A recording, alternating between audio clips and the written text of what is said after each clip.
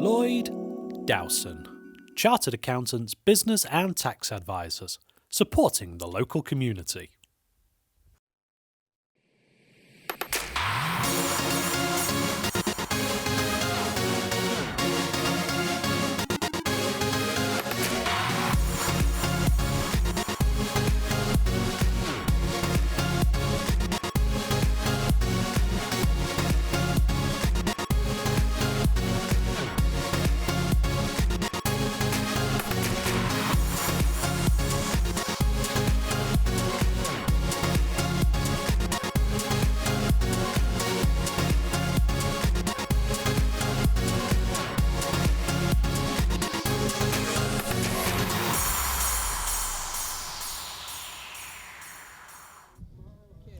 Hello and welcome to Scarborough Rugby Club. We're here to watch Scarborough versus Beverley. Scarborough second in the league, Yorkshire 1 against Beverley who are fourth. I'm here with Ian Castleton. It's going to be a good day today, I think. Looking forward to it, Terry. It's crisp, it's cold, but what a fantastic setting for a game of rugby. Yeah, the temperature should start heating up when the kick-off starts, where the two local sides play against each other. We know what happens. The phone book's thrown out the window, isn't it? Every time it's on the day who wants it the most. Local derbies, it's what local rugby is all about. Exactly. We're here joined by Mike Blackburn. Mike, come and join us. For all the viewers at home, Mike has got an MA in journalism. Welcome. Good afternoon. So you've been doing a little bit of work. Tell me a little bit about what you've been doing and what brings you here. Yeah, that's right. I work for a company called That's TV. We've got a local station here in Scarborough called That's North Yorkshire. I've been here since the end of July, and local news, local people. But I've been to the club a few times, and facilities here are absolutely brilliant. They are. They're making people, certainly made me and Ian feel very welcome, and yourself. So you do the act, the interviews with all the players, and what sort of response are you getting? Are they pretty good? Yeah, I think confidence is high. Obviously, second in the table, so that speaks for itself, really. I think they're going out each week. They've only lost twice this season, so confidence, like I say, really, really high. And but yeah, it's a great reception. They get good numbers in as well for the crowds, and it's great to be able to speak to them every week. So the music's going. The kids are going to be out very shortly. Two local sides. It's exciting, isn't it? Yeah, it really is, and second versus fourth, as you were just saying before. So that makes for a good game. Fingers crossed. Yeah, excellent. So now, we're going to be bringing in the player coach from Beverley, Will Turnbull. Will. Afternoon, Will. Afternoon. You're not from round here, though. You're up north, boy. I am. I'm a northeast boy. I came from Billingham. Right. 2 years ago, moved to the area, and got my teeth stuck in Beverley. So it's been going quite well. So you're player coach. So what position are you playing today? I'm at 12 today. Okay. So trying to manage it from the pitch as well as the touchline is a difficult job. So you got a captain and a player coach. So who has total responsibility? Is it you or is it him? It's our skipper. How's it work? Decisions are all skippers. If it goes well, he gets the plaudits. If it goes wrong, he gets the rollicking. So tell me, Beverley fourth position, Scarborough second. It's a big game, and again, I know what your aspirations are like. A few years ago you were playing in the national leagues. You've come down a few, but obviously you're building up to try and create something quite big. So today is a big game if you want to get promoted. Yeah, it's a massive game. Like you said, they're second, 3 points above us. We've been going well. We played Heath past 2 weeks and give them a bit of a hiding. So we're on the up. We're all local boys, bar myself. And that's what we're trying to do. We're trying to introduce the youth through, and we want to get to the next level with Beverley boys. Yeah, I mean, I've heard through many people locally in the East Yorkshire area that you're doing an incredible job. You've got the changing rooms. The players want to work for you. What ingredient have you added to Beverley? What is it that you've brought to the side? I don't think I've added much really. The basics were there, but I think we just try to play some fluent rugby and trying to make training as fun as possible, as well as actually teaching the lads something. It's all about problem solving, and that's what we try and do. Yeah. So the lads. Where do you see the game won or lost today, Will? It will be front eight definitely. I think if we can sort that up and disrupt their ball, we've got some outstanding back three players who can run some tries from anywhere. So we need to win that front eight battle first. Are you going to get on the sheet yourself? Oh, well, I did last week. Got 2 meat pies last week, so I'll try and get another one this week. I'm not talking about a yellow card, by the way. No, I never had one in my life. So oh, no, you've said it. No, you said it. We can't touch anymore. No. Touch wood, I don't get one today. So. Well, best of luck anyway. Yeah. Best of luck. So we're going to bring in Mike Holder, the Director of Rugby here at Scarborough. Mike, Hi. listen, what a fantastic place this is. Yeah, we're really proud Come of stand it. a bit closer to me, because keep me a little bit warmer. We're really proud of it, yeah. Thanks to a lot of hard work. Yeah. As you can see from the notices, a lot of good business people have helped us. Scarborough's been fantastic for the club, both the support we get and through the businesses helping us develop. We came in earlier on, didn't we, Ian? We said how impressive it was, you know, the infrastructure you've got in place here. You know, you're not building a club on sand. There are firm foundations here for you to build and push yourself on. Where do you see yourself in a few years' time? Well, we started this 13 years ago. We've been trying to move for 20 odd years, and we finally got here 9 or 10 years ago. And we started a youth development programme, a serious one, about 12, 13 years ago. And we're just seeing the benefits now of the young people we've got coming in the side. 12 of the side, like similar to Beverley, are local lads, and 6 of them are under 20 of tonight's team. And That's great. And where that takes us in the future, we don't really know. Obviously, as a population area, we haven't got that many people around us, so we have to keep what we've got. And with universities and not nearby, we're having to look. I certainly think with the facilities and with what we've got in place, the structures we've got, we can play higher up than this league. Yeah, But, I think absolutely. I mean, the infrastructure you've got in here is amazing, isn't it, Ian? It's outstanding. We walked in this morning and we looked around the whole facilities, and they were showing us what the plans are for the future. It just looks fantastic. yeah, it is. And we have 50 coaches, 19 teams. One of our biggest development areas is girls and ladies rugby. And we've got a full-time YDO that goes into the schools. It's really tremendous. We just have to be slightly patient and wait for those youngsters to come through, and hopefully try and get them to stay in Scarborough. And, I mean, it must be quite pleasing when we look out here, we see all the juniors you're running about. And what really impressed me, when I looked at the programme, you've got a board of directors of businessmen who don't get paid, but their only agenda is to make Scarborough a better rugby club. Absolutely. Everything we do, from the work in the Barons Gym, from the sports hall, to support the community, is about improving rugby in Scarborough and amongst the young people here. That's through the coaches, development of those, that's through the young players, making sure they enjoy what they're doing and they come down and have fun, but also learn how to play. I've noticed the gym that you've got in there, that you know, you bring in the younger kids in, they're getting coached properly. Not only are they getting coached out here, the technicalities of playing rugby, but they're also getting taught how to lift weights properly, get stronger, which obviously prevents injuries. So how many of these young kids are you going to see coming through? I mean, you've got 6 playing today, which is great. 6 at under 20 today. We have a policy where what we did do is we looked at, because of restraints, we looked at the elite players, and at 15 put them through a strength and conditioning programme with a qualified coach. But now we're giving, again, because of our development, we're giving every youngster of 14, 15 the opportunity, if they want to take it, to do strength and conditioning. That's fantastic. As long as they put it back for us on the pitch. And the benefits we've got shows up in the 6 first teamers we've got have all been through the system. That's fantastic. Well, let's hope that the juniors that are currently in the changing rooms and warming up to play on the match game today actually come out and play for the first team. But it's going to be an exciting day. Stay tuned. We're now going to go for a break. Lloyd Dowson, Chartered Accountants, Business and Tax Advisors, supporting the local community. Break. Welcome back to very chilly Scarborough.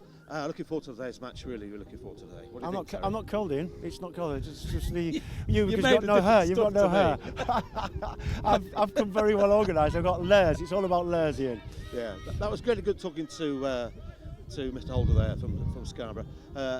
50 coaches at junior and senior level. That is outstanding. I think also is that, for me, again, I go back to the board of directors, who the one common thread that they have is to make Scarborough a better rugby club. There's no hidden agenda. All they want to do is just do the best for the club. And, you know, if they've got good stewardship at the top, good leadership at the top, then the rest follows. You've got a fantastic infrastructure here. They've got a fantastic, building which can cater for all sorts of things. Like we talk, there's 2 squash courts. They're going to build 2 more squash courts. There's a huge area for having weddings. There's a huge gym. So they've got everything here. No, absolutely, without a doubt. And the setting here, I hope the viewers can see this when we're doing the game. It's breathtaking. The sea North Sea behind us. We've got the pitch. It plays in the sunlight as well. Well, today, if they can't play rugby today, they can't play anywhere, can they? Well, you could never play rugby, though, No, could you're you? probably right there, but this is all about me. It's about the lads playing out there today. You're right. I've just said we were at Ionians, weren't we, 3 weeks ago, We were. and all the juniors were running out there. And again, if you just look out today, with the young kids running out, it's special for them because playing before, not just in front of the cameras, which is good, but also playing before the first team run out. It's they look up to the first team, and all those viewers at home.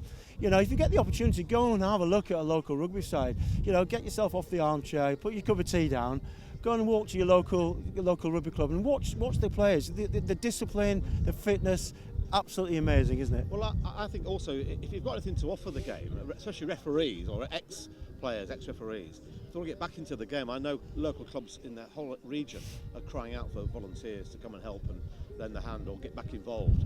Even if your lads stop playing or sort of stop playing, get back involved in rugby. It's great. And what's happening at Scarborough and other clubs like Beverley around the region, it's what it's all about. So talking about getting involved, we've now got the president of Scarborough Rugby Club, Dave Coates. Come and join me. I've taken your hat off. I have, yes. It's just like Ian, you're going to get very cold. You're going to be complaining about the cold. It'll be going on in a minute now. So tell me, you're the president of this huge organisation. What does that entail? Being a president, mainly drinking beer and eating lunches, I think. Good. It's, You're looking very good on it. You want to try that? We are. It's heading up a community-based rugby club. We are very much part of the town of Scarborough and encouraging as many people as we can to play rugby. We have 3 senior sides and over 35 sides, a women's side. 35 sides. That is incredible, Ian.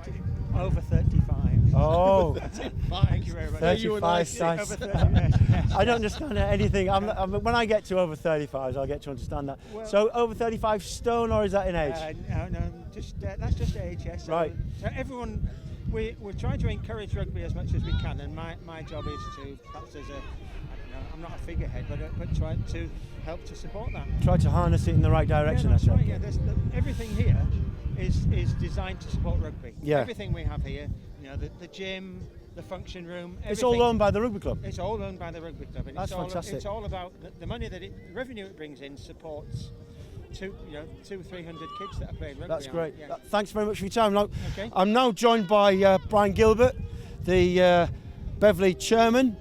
Brian, come and join me. How are you? It's very nice to meet I you. would shake your hand, but I think my hand's frozen on this here microphone. It is just a little bit blustery and windy. It's always like that whenever we come to Scarborough. It is. Well, we are on the coast, aren't we? It's an East Yorkshire derby. How do you see it going? I think it's going to be a very tight affair.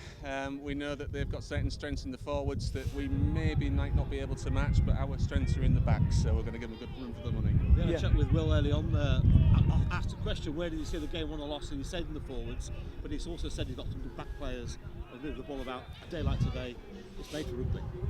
It is. It's a little bit too windy for my liking, if I'm honest, because the ball will waver a little bit. But on the whole, I think if we're quite good with the ball, we'll pass it out and we'll play from anywhere on the field. We do play a little bit of a dangerous game sometimes, but we can score a try from anywhere. So watch out for our backs. I spoke to Will a bit earlier, and we spoke over the telephone, didn't we? And he was a bit shy and unassuming. Hopefully, on the pitch, he asserts himself a little bit more. But he's added something to the Beverley side. Very much so. I mean, we've had a tough few years actually. We had a lot of money, then we had none. We lost a lot of players that didn't get the opportunity while we had the money. So we're rebuilding. It's the second year of transition. Will's doing an absolutely sterling job. He's a rough cut diamond. Yep. I'm amazed he was subdued to you guys. Maybe getting later after in the bar, and you'll see a different side to him. But he's brought that team together. There's a lot of young youth in there, and he leads from the front with his heart. And he's really galvanised that team. So He's got the dressing room, hasn't he? He absolutely has, which I can't say we previously had. So I think we've got it now. And we will pull together as a team. You never know. We've had some really good last-minute results, or 80-plus minute results in the last couple of weeks. So. And you've as a club, you've got plans for the future. Where you could go from there? I very much do. Yeah. I mean, I'm new to this role myself. I've just been a coach through the youth years, and then found myself in the shoes of this chairman. And I've got plans. We've achieved a lot of things already. I've got a great set of volunteers in the club, which are helping us progress. But I do actually want to move out and build a facility, something not dissimilar to this actually. But there's a lot to be done there before that can be realised. Well, I think East Yorkshire needs more clubs like this, and like Ionians, if Beverley can get to that as well. With the junior setup you've got there, which I think is great, good juniors coming through for East Yorkshire Rugby. The future, looking around, it's good. It's bright. It's bright. Yeah, we've got great mini, junior, Colts. Last season I managed to set a girls and a ladies team going. It's not a two full squads there yet at the moment. We've managed to get the seconds reliably, regularly played, and we've actually brought a veterans third team back on the table. So everything's going good on the pitch. Everything needs to we need more supporters, to be honest. There's one cry out for me. Yeah. Let's get some more foot there and try and get some more revenue behind it. Yeah. So just very quickly about your scrum half today. Yeah. Talk to me about it. What's happening? Yeah, well, your main man? Our regular scrum half is Will Harrison, and he's had to go off for a shoulder operation. So we've now got a young lad by the name of Joey Franklin, who was in the age group that I coached actually with a couple of my friends. Makes you feel your age, doesn't it? It unfortunately does. But he's a lovely guy. He's a completely different scrum half to the one that we normally have. The one we normally have is a bit of a bully. He's an old head and big shoulders, and he's a big muscular lad. This lad's slight, but he's got a great rugby brain. He's got quick hands. He's got lovely hands actually. I'd like to take some credit for that, but I can't. Yeah. and I get the rugby brain bit. I understand that bit. Do you? Yeah. Do you really? No. Yeah. So it'll be a real big challenge for him. But I've seen him rise to these challenges before, so I've got high expectations for young Joey. Your back row has always been renowned to be hard, tough, quicker on the park. Is it the same nowadays? Maybe not compared to some of years gone by when we used to pay for some of that back row as well. I think we've got a different type of back row now. We've got a very aggressive back row around the breakdown. They're very good at trying to steal the ball, playing the ball back, give us some quick ball out. We're not about our forwards game. Our forwards game is about getting the ball quickly back to the backs, to be honest, and that's what they do quite well. I get that. I get people who played in the backs to say, look, we need the ball to get out to the backs, but actually, being in the forwards is hard work. Being in the forwards is really important, isn't it? 100%. Sorry, it's where the game's won or lost. You were a forward as well, Ian. Yeah. So it's a bit of a biased conversation here. Whereas I was a fullback, so I'm not convinced. Exactly. I can tell. I get where you're coming from. You look at the way the game's changing, especially with the new rules at the ruck breakdown area. That quick ball, not messing around with it. That's where the game's still really sharp enough, and the pace of the backs then coming to the road. Yeah, and it needs to as well. And I know Terry's, I'm a referee as well as Terry has been. I don't think you're still practising refereeing. No, I've lost my whistle. And his friends. I didn't have any friends. The rest of societies are very big on breaking that and making sure the ball is quick, because it makes a more attractive game for all of us spectators, doesn't it? So when you're watching the game, I mean, I'm the same. Is when you've had a go at refereeing, you watch the game completely different. You've got so much more empathy for the referee, haven't you? Very much so, and I think you and I are probably guilty of criticising referees in the past. Not anymore. Referees, but not anymore. Definitely not. It's the wrong thing. I mean, it's a really tough game refereeing, isn't it? But it's fascinating that it's so rewarding actually, because I used to get quite a lot out of it. I think so. Brian Gaggy is the referee today. I can't remember where he's from, but he's a chartered surveyor like me, so we have something in common. Not only have we refereed, but we're both chartered surveyors, so he'll have a lot of sense anyway. And a lot of empathy for the game. I always see some referees. I've seen a couple already kicking around upstairs, so we'll all be analysing each of the performance on the field today. Hopefully it'll be a good one and leads to an open, attractive game of rugby. So last few words then for our viewers at home.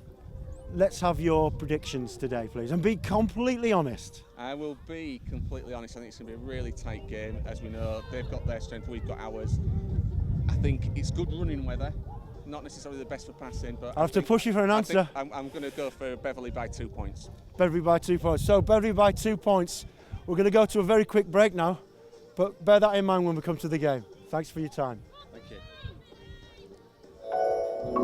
Lloyd Dowson, Chartered Accountants, Business and Tax Advisors, supporting the local community.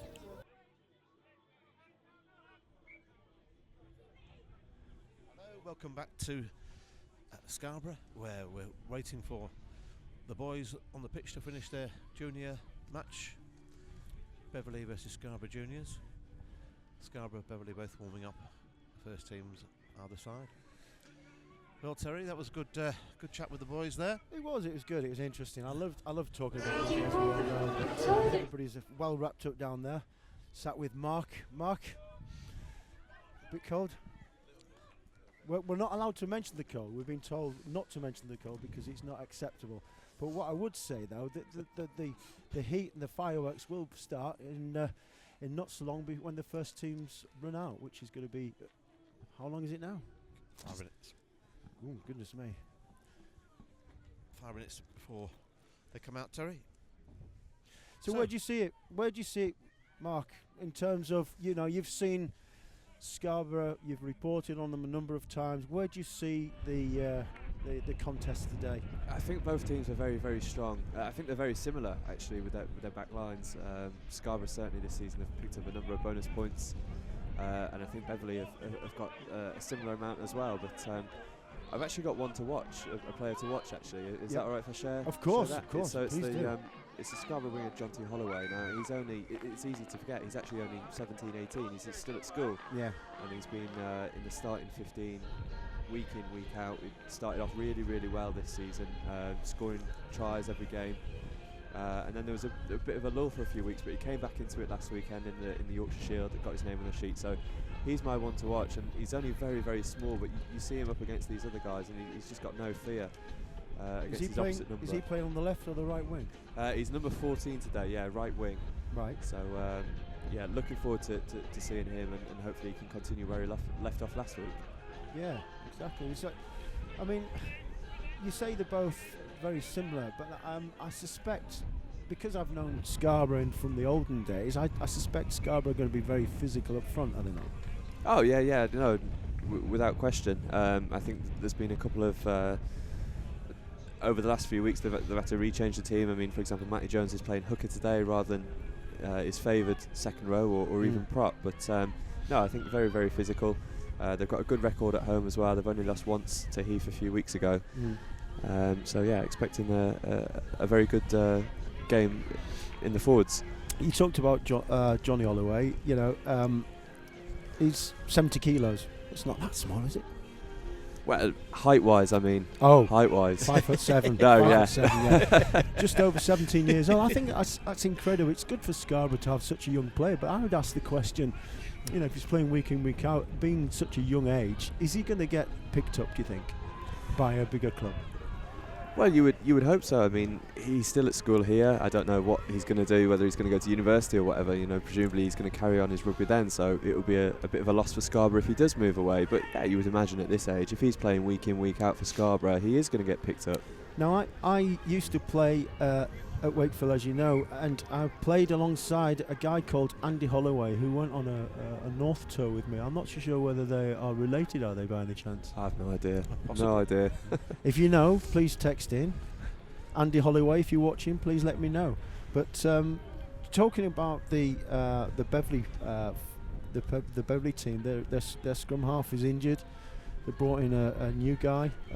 Is it Joey Franklin, yeah. Who's a youngish lad who, again, for me as a forward, I think it's really important to have some control and up front. And your scrum half usually bosses all the forwards around. And if you've got a very young kid who's pretty inexperienced, they could lose out somewhat there. Do you think? Yeah, definitely, definitely. But I mean, this is how kids are going to learn, isn't it, from playing these types of games. I mean, we've said before, it's a derby, it's a top of the table clash. So if they're not going to get confidence from this, then it doesn't bode well. No, so, yeah. I understand that, but I mean, if being selfish, if I was one of the forwards, I would rather him come on when we're playing something like Selby at the bottom of the league.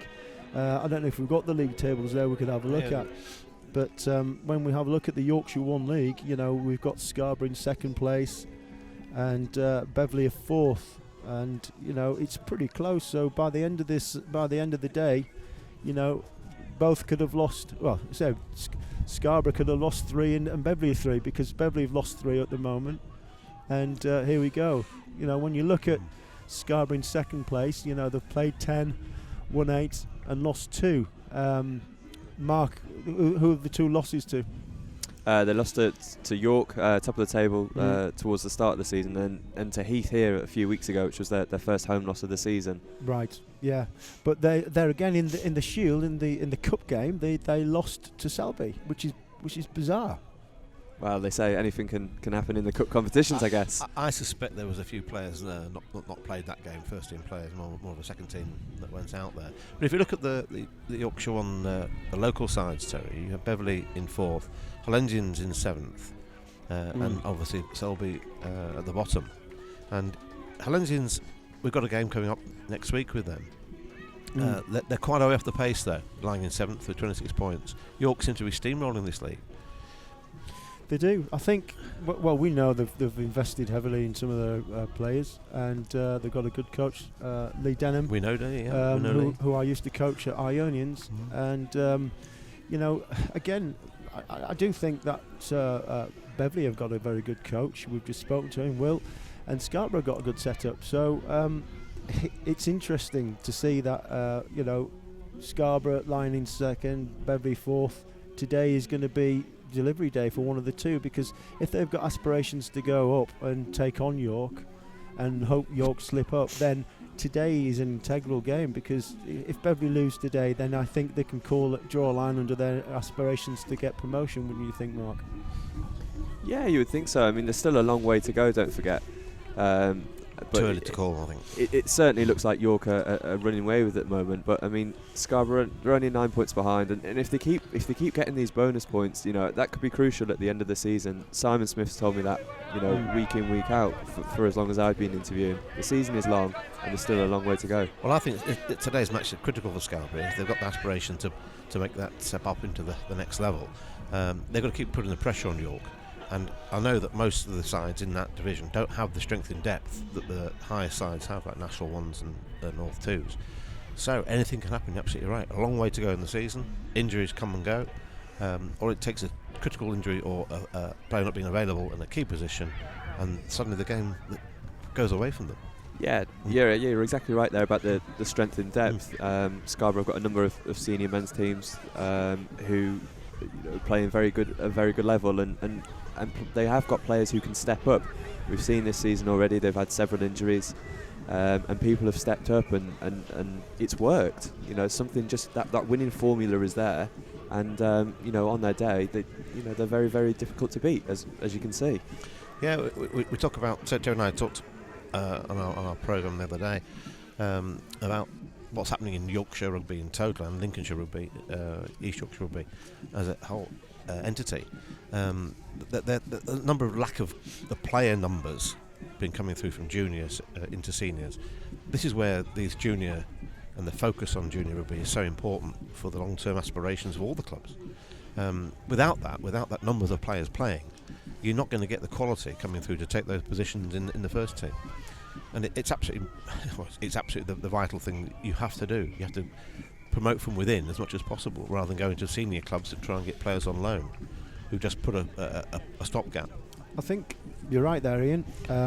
When you look at growing from within, growing your home players, there seems to some sort of loyalty with that player. And when you look at what Beverley did a number of years ago, they brought their players in, and when the money dries up, they're bereft of players, because the players that were getting paid, when the money dries up, they disappear. There's no loyalty. I think when you look at those guys out there now, the young kids out there, they want to be playing in the first team. They are from this local area, and with the facilities that Scarborough have here, if they can harness that young enthusiasm and try and introduce them into the first team rugby setup. I'm not talking about throw them in at a very young age, but get them introduced to play on the first team pitch before a game like they are today.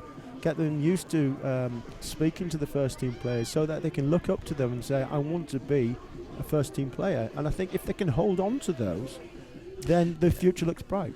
This is always a difficult thing for all the clubs in East Yorkshire and Lincolnshire for years, trying to get hold of the players. Obviously things change, university comes along, and everything changes sometimes.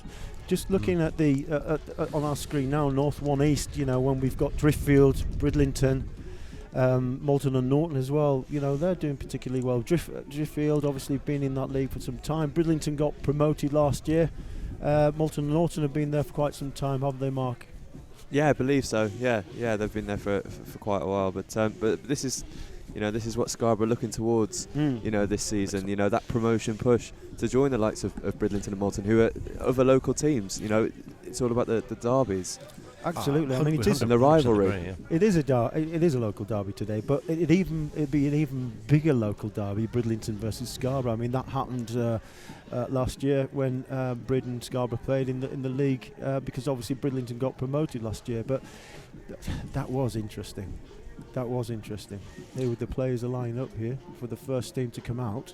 What at the end of the junior game out there, all the players stood across from each other and cheered each other, and that's rugby. That's the ethics and morals that you taught at a young age, Terry.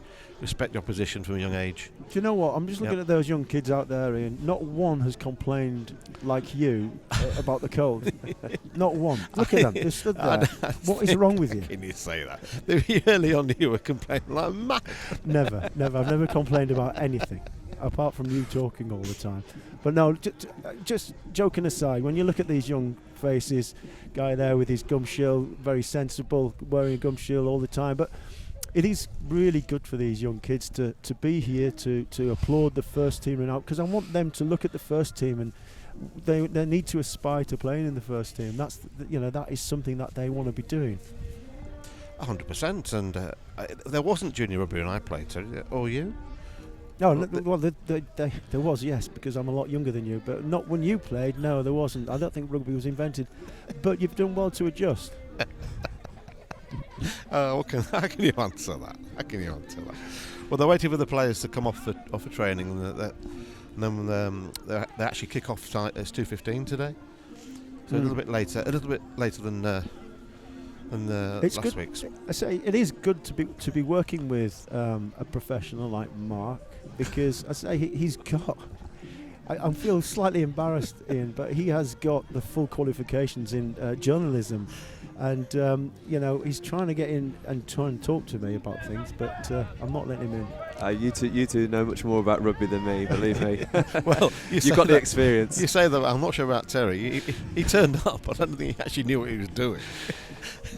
No, as I say, no, it is good to talk about rugby and to just live rugby. And because the thing is that I've tried rugby at all different angles, and equally you have, Ian.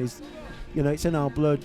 We played, we've coached, I've refereed, and now we find ourselves sat at the table talking about rugby, which is phenomenal. It's fantastic. Love it.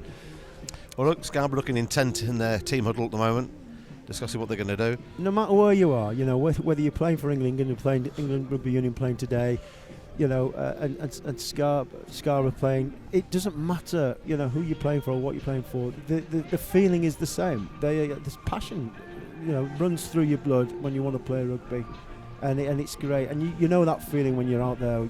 You just want to. Get on with it. You're warming up. You're thinking about the game. It's on your mind. It's been on your mind on the Friday night, because it's certainly a top of the table clash like this.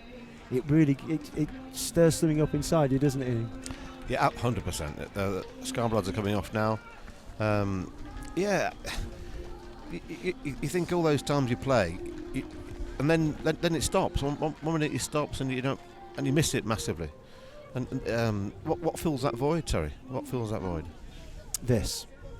Sitting here with our hats on, talking to Mark, getting some ideas of how to present a side, how to present rugby. Is that right, Mark? I'll try my best.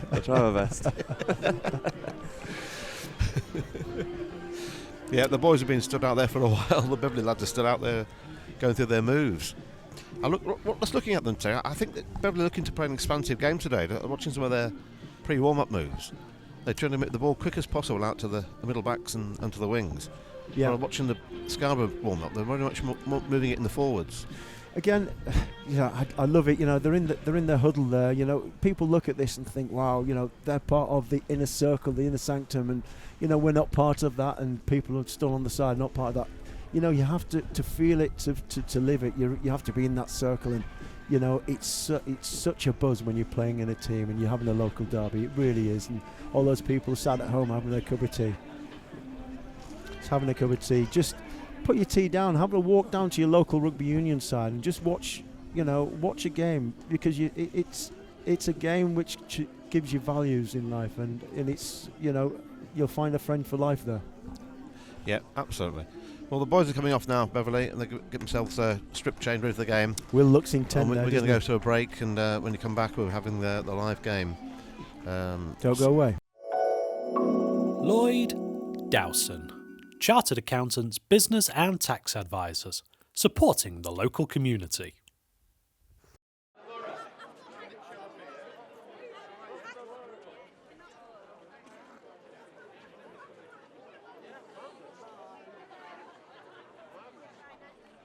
Be good. I'm looking forward to it immensely. I'm looking forward to the competitive sort of side that Scarborough are, and I'm looking forward to seeing if Beverley can cope with the strength of Scarborough in the forwards. In the forwards, yeah, I concur.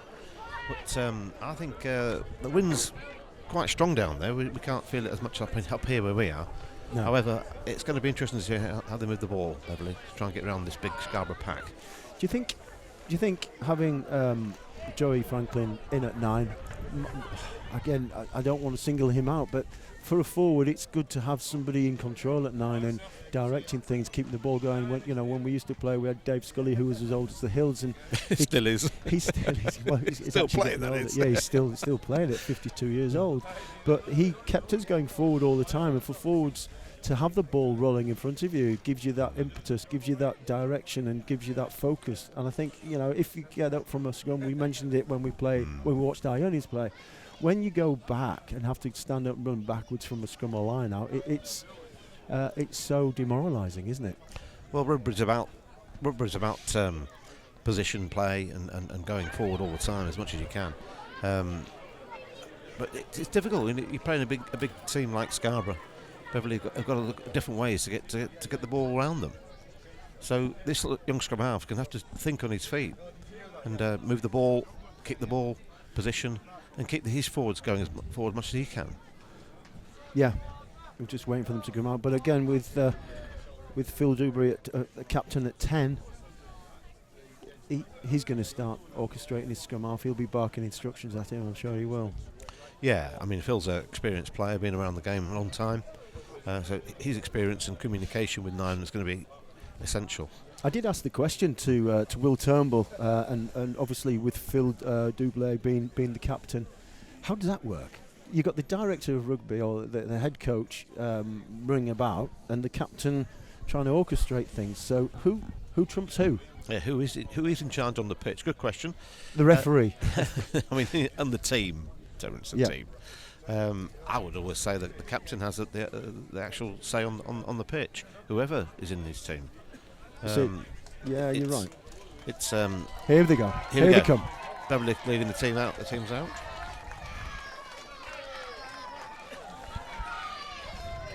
As I say, such an important game for both sides today. Top of the table clash. The nerves will be jangling for both sides. It's all about who settles in first, who plays the patterns that they've been coached. Well, yeah, absolutely. And who settles in quicker? Because this game is really important for Scarborough, as I said before. And it has importance for Beverley because they can see an upset here. It's a local derby, they've got nothing to lose, a lot to gain. But if they play to their potential, they could upset here.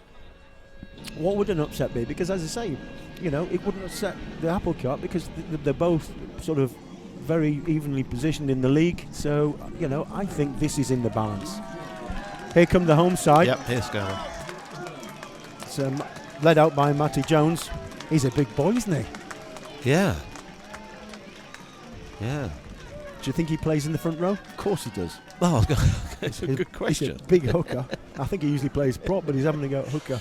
It's a very specialist area, this hooker, I must say, for all our viewers at home. Well, you can see the teams lining up, Terry. You can see there's a big weight advantage straight away with Scarborough. Yes, I think so. I say we're like Matty Jones, the captain. Here he is. He looks quite an aggressive sort of character. All hookers are, I must add, Ian. You were on to hooker, Terry, is that correct? No, here we go, kick off. Okay, so we'll know in 80 minutes. It's a big crowd as well. It is a a lot big of people crowd. here today. Off we go. Referee Bill Gaggi gets us underway. Taken in by 7 from Beverley. Nice little pop pass. Good ball And there- retention. There we see Beverley's intention straight away, Terry, moving the ball quick as possible. Well, they did talk about Yeah, that, didn't they? very much so. Trying to move the bigger, heavier Scarborough pack around. That's a knock on there. No, play on. They're playing advantage here. That's good play by the Beverley 7. He's holding that ball up well. Dale Hodgson. He stripped it, Terry. Good. That's good play by Beverley. Good defence. There's indecisions there. No, the knock on there. Okay, this is it. In the first scrum always gives you a fair indication as to the way the game's going to go. I strongly suggest, anticipate that the Scarborough forwards may just have this little bit of an advantage in the scrum here, Yeah. I suspect. Bit of a weight advantage there. The front row in particular, I think. Yeah. But it is Scarborough's put-in, so you'd expect it to be just rock solid. It shouldn't move that much here. The referee's not happy with that. Just giving them a bit of a talking to. That's the thing about rugby union, always listen to the referee. Did you ever? No.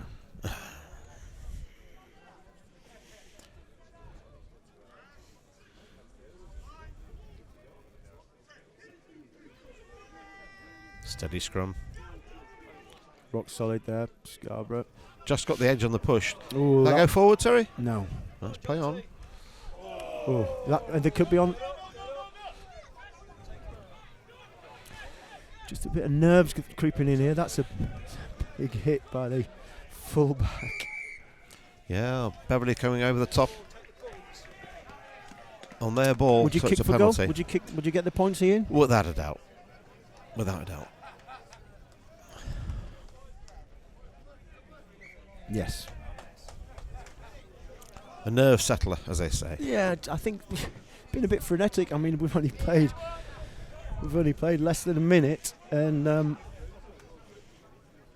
just think they need to just try and calm things down. Ball retention. Beverley just rushing the pass, and then Scarborough ripping it up, and then Hay losing the ball. So it's just a bit frenetic on both sides as we just wait What happens is for the kick. errors creep in quickly. Give him silent. Okay.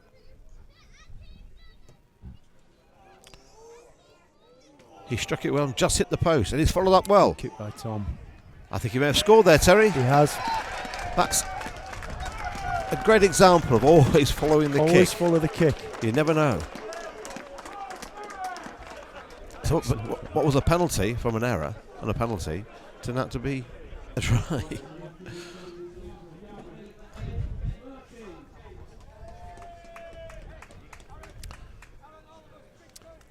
So that's 5-0 to Scarborough, not 5-32. Yeah, good try by Michael Reedman. As the score's reading at the moment. No, sorry, it's Ben Martin actually got that touchdown. Ben Martin took that. Well done. Good chasing by Ben. Good awareness. Disappointing from Beverley's point of view. A couple of silly errors and then a silly penalty. Instead of just settling it down. Nerves. Yeah. Both sides are a bit nervous. Good conversion. John Ratcliffe. So that wind is favouring Scarborough this half, Terry. It does look strong down there. The flag's waving there. Mm-hmm. I just think that was lack of concentration from Beverley. I don't think we can take too much from that 3 or 4 minutes play, but let's see how they react to this. Yeah. Yeah, they're using that. It's a big kick by Tom Ratcliffe there. Using that wind straight away, aren't they?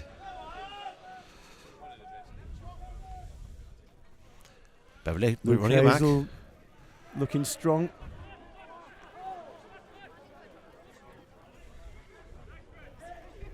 Route 1. Well, they're staying to the game plan. I think moving the ball. Good tackle. Good hands. Yeah, in over the top. Is that a penalty? Referee's not looking at it, not interested. It's a good steal, though. It's a steal. It's a turnover ball. If they get the ball. Yeah, it's good thinking. Pushing the Beverley team back.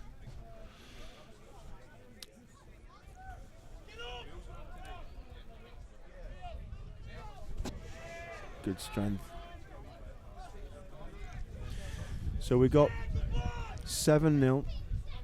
Try just then by Ben Martin, converted. As Scarborough look to get into Beverley's 22, just short of the 22 now. Looking pretty dominant with the ball in hand, as he says. Commentators curse there. He's all right. He's on his feet. Was it to the middle? No. I didn't think he was, Terry. I think he came from the side there. Did he? Yeah. And you've got to leave it. You've got seconds at that breakdown now.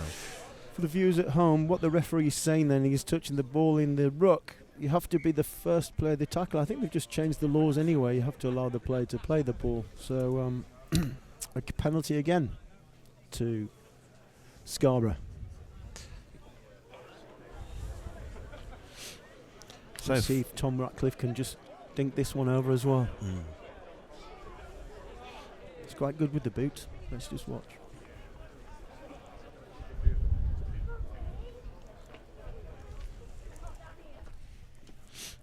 He struck it well. Yes. Okay, that gives you 10. That's 10 points to Scarborough and Beverley 0, and that's after 4.5 minutes played. So it'd be disappointing from Beverley's point of view. Yeah, I think so. But they haven't had the ball. We can't really see what Beverley can do because they haven't had the ball. So maybe that's good for Scarborough ball retention. But Beverley really need to start holding on to this ball, trying to stamp their authority onto this game to just show everybody what they've got, because they've not had the ball in the hands. That wind is holding that ball up in the air there. It's very strong.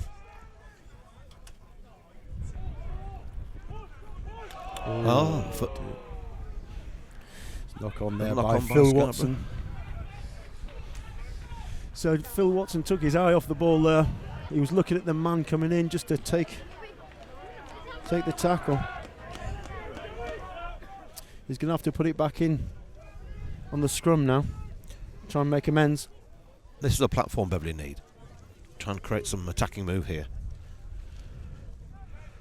This is the first scrum that Beverley have had on their own ball, and I just believe that the strength of Scarborough might just take them back.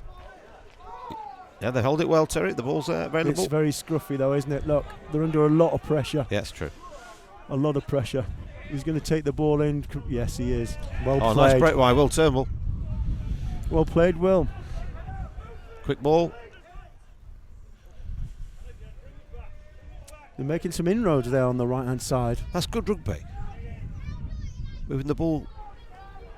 Good tackle in the middle by Scarborough. Good defence. Holding that ball up. It's that pressure defence. He makes some ground, Will, doesn't he? He's a strong lad. Quite an uncompromising player. Better to interview. Yeah. We'll catch him after, I'm sure.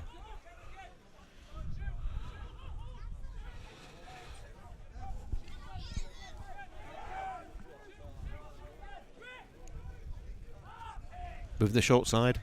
Still attacking by Beverley. That's just not creating anything at the moment, but the ball retention is good. The 8th phase. He's running back to his supporters. Well played. Making some yards there. That's good yardage. Dale Hodgson taking it in there. That's nice. Good interplay. Nice That's move. slightly High high. tackle? We've got I a high think so it tackle was. now. Referee's playing advantage, but we're Yeah. on the left here. If Beverley can just distribute the ball. Good strength. They're still on left. There's numbers. He's a good pick up by number 7 there for Beverley. Dale Hodgson picks up, Dale does Hodgson, well. excellent. And he's still going. Still advantage. Still advantage. Referee's having a look at it. He's saying he's held up. He might come back for the penalty though, because a high tackle, anything above the shoulders, deemed a high tackle, and I know the referees are very strict. So he's giving the option, that do you want a area. kick here or a kick there? You'd expect them to go back and take the kick, wouldn't you? Would you go kick corner here, or would you go for the goal, Ian? I'll get the pressure on this win, Terry. I wouldn't play the elements.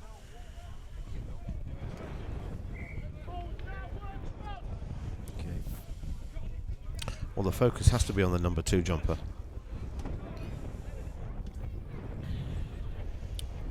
First throw for Sam Fell, the hooker at Beverley, from the penalty.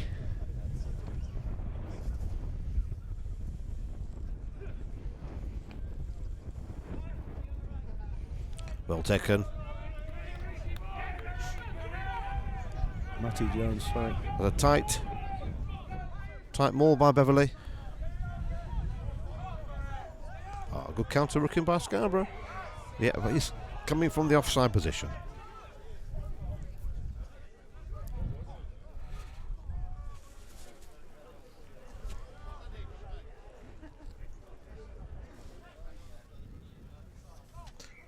What do you say? Would you go again? Same again? Yeah, I would. I'd keep the pressure on, force the referee to making a decision as to whether he gives a penalty try or not.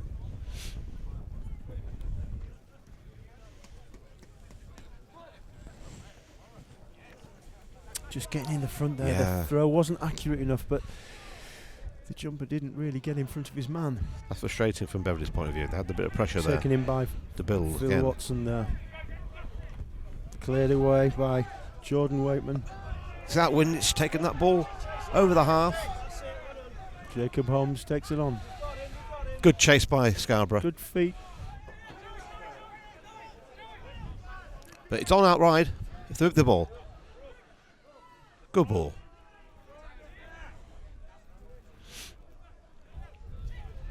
I like the invention of Beverley, Terry. They're moving the ball every opportunity. Yeah, Nice little that's break there. great break. That's nice rugby. Oh, nice. Good follow up. That's well played. I'm telling you what, he's everywhere, that Dale Hodgson. He's having a storm. They've still got the numbers here. Beverley's moved the ball. Okay, it has to go to the front row, man. And that's what happens. Someone they're shouting, still in- what was that prop doing there? Well, there is that, absolutely. But there's still the pressure's on. Good strength. carry. Good strength, Phil Watson taking it in. Absolutely. Doing the job he has to do, Terry. Absolutely, Matty Jones waxing on And again, another good carry from Scarborough, front row. In bit of trouble there, though. Jordan Wayman finds himself isolated, has to go down, recycle the ball. Paul Taylor drags everybody with him.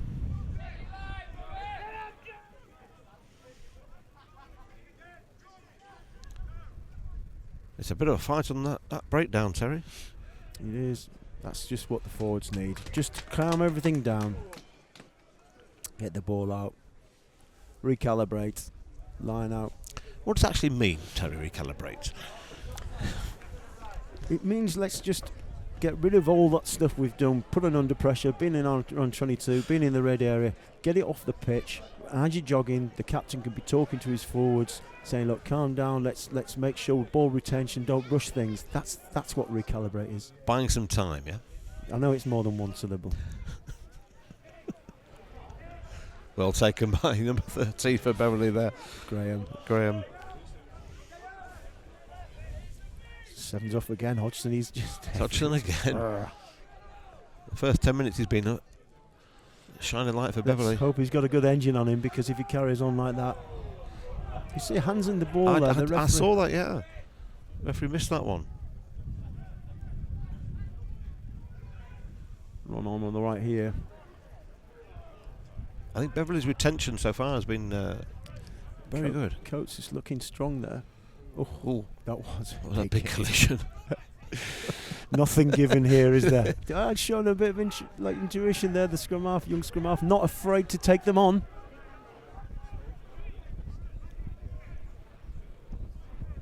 There's a turnover here to Scarborough? No, there isn't. Ball's available.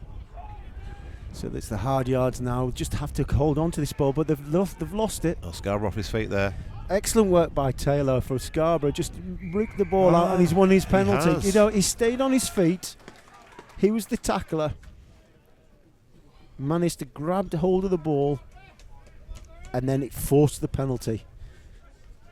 So Hodgson went on his own and he just lost his support, or his support lost him. And Paul Taylor just came over, 2 hands on the ball, low centre of gravity, and won Scarborough the penalty. Allowed them to clear the lines to jog to the next line out. Well, on balance of play, first 4 or 5 minutes it was all Scarborough, and since then, although they're down 10-0, Beverley have played well. Again, yeah. Against the wind, they've retained the ball, moved the phases, been unlucky. Bill Gadgie there having a chat with the referee, having a chat with people, telling him to releasing. Good hand signals, referee. Well, that's the second penalty they've given away for not releasing. That would tell me that maybe the back row for Scarborough seem to be a bit more alert, but I don't think they're quicker because, you're just looking at Hodgson seems to be everywhere, but maybe he's playing too much of a loose game. Maybe he should get tighter into the ruck so they can win those sort of balls. So Matty Jones to throw. That wasn't straight and Beverley advantage. And that's the problem, you see. When your hooker's away and you've got prop throwing in, it ends up like my throwing. Dale Hodgson there just knocks it on. Just running away from the ball. The ball died on him. It's a nice bright colour that the referee's gone on today, Ian. Yeah, I can really see him. Is that fluorescent yellow? I think it is actually. So I don't know what's happening here. We've got 4 coming on. Into the front row. Craig Hancock.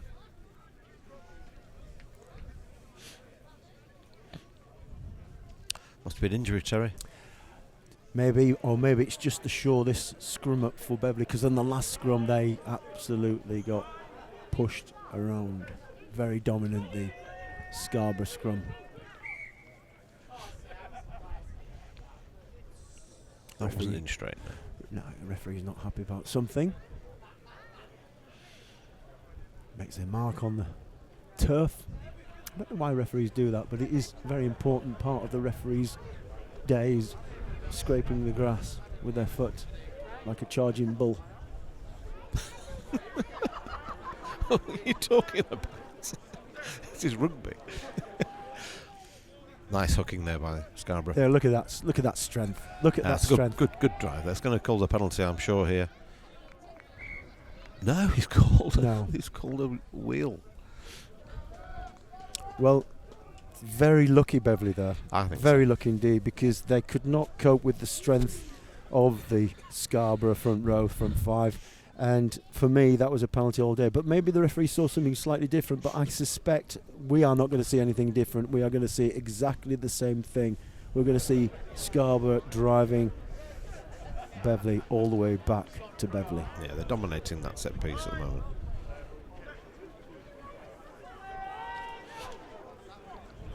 Strength, look at that. Yeah. So they're wheeling it. Wheel. They're very lucky again. Ball went backwards. Making some inroads in the big centre there, aren't they? Scarborough with Tom Ratcliffe and Billy Parker. Isn't those big forwards to take the ball up? Even the backs are having a go. So route 1 seems to be... It is, yeah. Oh, it's well stolen. He stole that ball, ripped it off him. Well played, Keithley. This is where Beverley are dangerous. The breakaway. Yeah. broken defence, because they're spreading it wide, there are gaps out there. But not there. It's that quick recycle ball they're looking for. That was well played. Good ball. Nice slip there. Let's come off. Franklin just finds it. That's the sort of ball that they want. Kick. Did his foot go in touch there? I think he's playing on there. That's and a good. Certainly was in touch. Just at this level, for the viewers at home, at this level, the referee obviously is independent. The two touch judges are actually affiliated with the club, contrary to the Ionians game, which is the National League, where they get supplied with the referee and also their assistant referees, as they're called. Yep. So Sam fell to throw.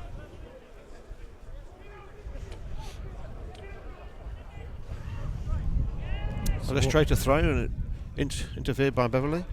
Oh, it's offside. Okay, so accidental. Knocking it on. It's not accidental, it's a penalty. He knocked it on, and his man in front picks it up. It's so difficult in that situation, Ian, to leave the ball. You know, you're taught to look after the ball. You see a ball at your feet, you pick it up, but you don't give it a thought that it's actually come off your own man, moved forward. It's a natural reaction. The ball suddenly appears in front of you, and you think, play that ball, dive on it. Yeah. Yeah.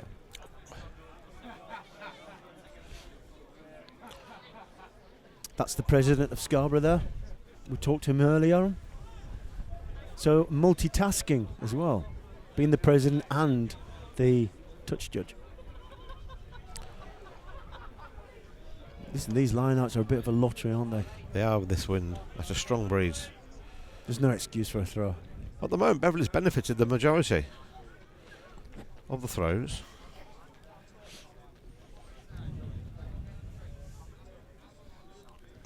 Oh, charge down. Oh.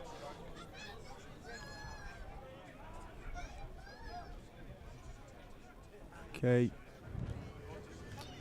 So the forwards coaches there for Beverley, looking on, barking instructions, and he knows how important it is for the Beverley guys to hold on to the ball. They've lost it here. They're going to have to defend a bit more. They're in their own 22, just outside their own 22. We need the first quarter in. And I think Beverley can be pleased with. There's big open spaces here. There's bad bounce as well, but he's done all right to pick it up. He has. Oh, Luke Hazel. And over the top here. The referee's quite insistent, very. Oh, he's a reverse decision.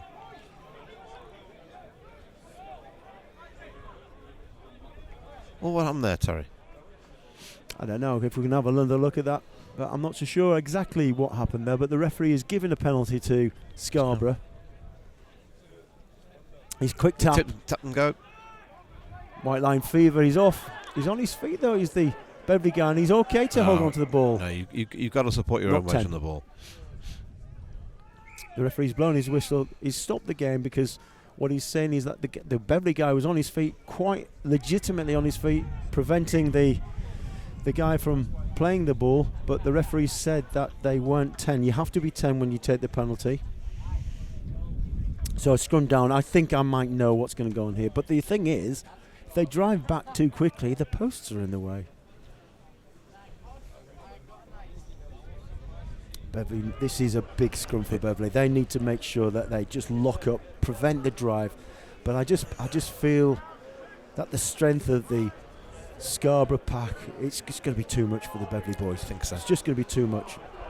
You see that he's already down. He's picked himself up. They've lost their form. This is going to be a big drive from Scarborough. You can just see now that it's just twisting. He's right to put his hands up. The referee is just allowing a lot to go on here in the front row. Very liberal with that decision. No, absolutely. He plays what he sees. We're going to see the same thing again. There's only going to be one way that this scrum's going to go, and it's going to be reverse for Beverley and forwards for Scarborough. And I just feel in my bones that, you know, if Scarborough can keep this pressure up, I think Beverley may buckle. This is a critical, you know, we're in the 21st minute, but this is a critical part of the game. Wakeham looks to put in. Nice look at this drive here. You can hear the crowd. There's a penalty on the way. This is going to be a try all day long. There it is. There it is. Yeah, Ben Martin's second. the strength in that forward pack is just too much for Beverley at the moment. You know, it takes all the plaudits, Ben, but you know, it has to go to the front row. That I know Ben touched the ball down, Ben Martin, the number 8, for his second try, but the quality comes from up front there, from the front row. More particularly, it comes from Paul Taylor, the Scarborough tight head, who masterfully drove Raymond Coates back into next week, I think. How can you counteract that, Terry? Well, let's have a look at this. Let's have a look at this scrum if we can. You've got you're up against a bigger side, a bigger pack. What can you do to counteract that power, if anything? Look at this. Look, you see the loose head here is just all over the place, and you can see that Paul Taylor's wrapping him up. He's driving him in. He's just keeping it completely under control. There's nothing that they can do other than get some bigger boys, because Scarborough are well drilled, well coached, and they kept going forward. They didn't give up.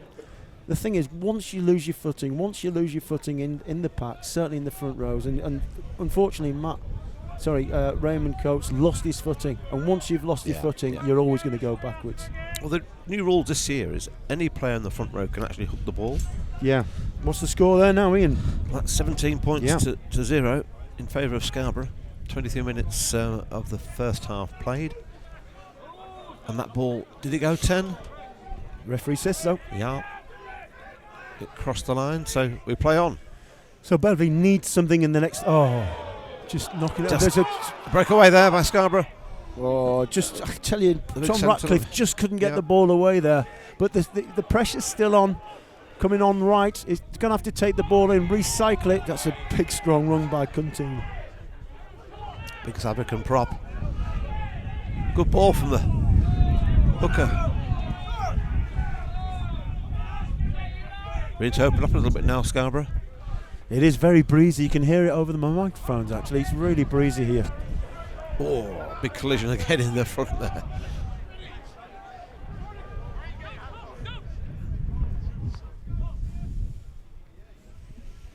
Scarborough using their forwards well. Stuck in the Beverley back row in. Ball's gone loose. Oh, little dink over into space. Oh, well down on knock. Oh. It looks first knock on. A little bit like the Keystone Cops there, bouncing all over the place. There's just no control in that sort of area. Ball goes loose. Somebody tried to dive on it, tried to kill the ball, it bounced away. Trying to offload the ball, Scarborough trying to rush it. They don't need to rush it, they just need to control this ball and just take advantage of their position and their strength in this field of play. There's a little dinky kicks into space. It causes panic, Terry. I watched England play last week against Australia, and they did 3 or 4 of those against Australia, and the panic sets in, and the ball skirting around, and the space that's to attack that space. Joey Franklin to put in the young scrum half for Beverley. He's got a lot riding on his shoulders today, especially in this pack, but he's done all right. He's got it out. Will's taking it on. He's gone wide again. Back in his pace. He's back in his pace, indeed he is. Nice inside ball. And loses the ball. Offside. Scarborough stripped, and the Scarborough player was in front of him. You see, the thing is, I think Beverley they need to start picking the pace up. They need to keep injecting pace into this, because I'm sure that the big pack of Scarborough are going to start tiring towards the end. Certainly before the end of the first half, they're going to start tiring.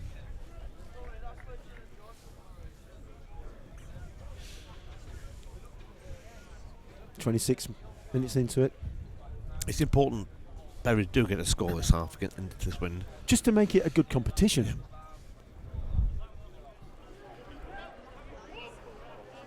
There's a line. It's got. Do you know what? I'm not so sure. Play on. I'm not so sure whether each side have won their own line out, and it's just become a little bit of a lottery with the wind.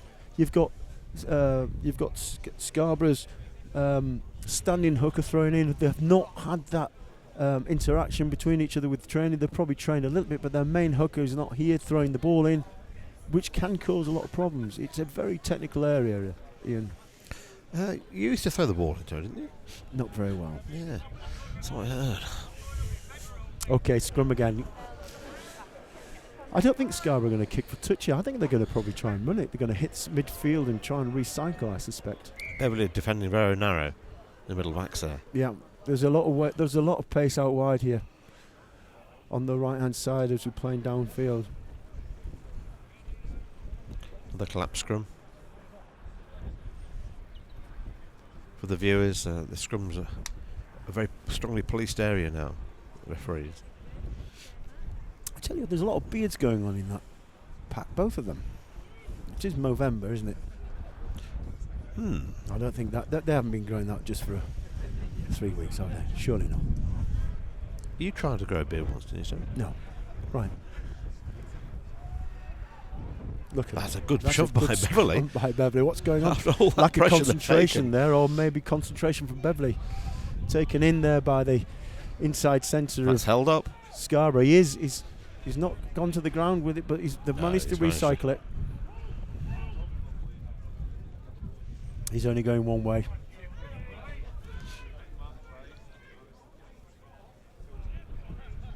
Oh, that is good. Nice break. Feet. He's got some pace, hasn't he? Ball's gone loose and Beverley's pounced on it. The winger It's for Beverley. certainly end-to-end stuff, but you know, Harry Dommett, the Aussie, is it the Aussie? Showed a lot of speed there. Oh, that's good tackle. a big hit. It's a good offload. Danny Thompson felt the that wing- one, I must say. He's got some pace, that young winger. We mentioned him before. Puts the man in space. Oh, he just puts it down again. Yeah. That's frustrating. Is it? I know we're not allowed to mention the cold, Ian. We've been told not to mention the cold, but do you think the ball handling skills is due to the fact that it is very cold? Yeah, perhaps. Wind, yeah, bit.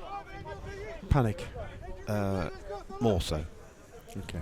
He saw himself in open space there. He snatched at the ball, didn't Yeah. he? But let's see if Beverley make a better fist of the scrum. You know, it's going to be Scarborough's put in. Beverley in the last scrum, they actually showed up to the game for the first time. So hopefully, unless it was lack of concentration from Scarborough. Well, there'll be another change in the front row with the loose head for Beverley, and that sort of evened the weight differential up. It is a good scrum. There is a good scrum by Beverley. They seem to have balanced the strength up. That's forward. That's all forward, day yeah. long. That is forward. I think all the crowd agreed. I don't think the referee actually needed any help with his decision there.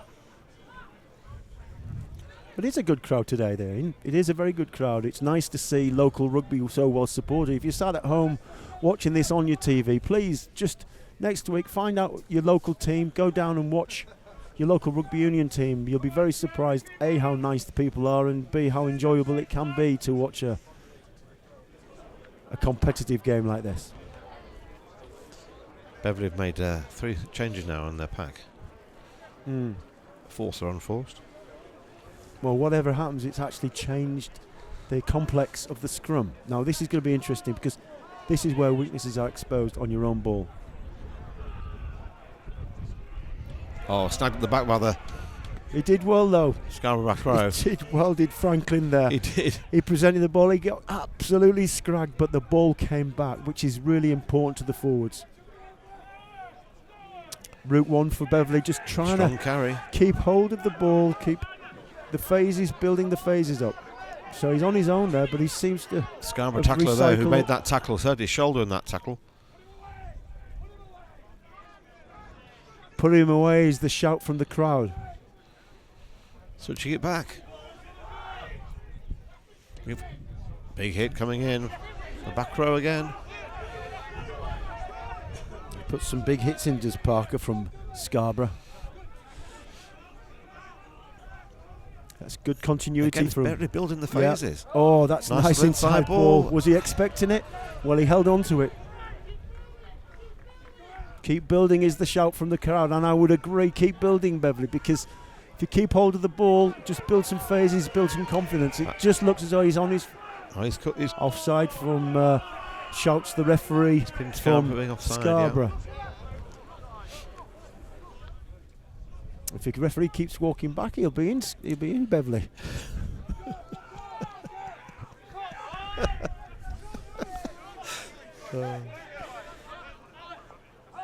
Oh, do you know? Was that a hand in? Yeah, that is a hand in. I saw it. That was a bit. He has. You're absolutely right, Ian. And I know you're not a doctor, but he has hurt his shoulder there. The physio's on. He did hurt his shoulder in that, and it's a double try score of Ben Martin, isn't it? He may have just popped his shoulder. I know how that feels. I'm working on him. I do know how that feels. He's gone back in. He's going to carry on. Yeah. I tell you what, that physiotherapy. If I can recover that quick from a shoulder injury, I want her to rub my shoulder.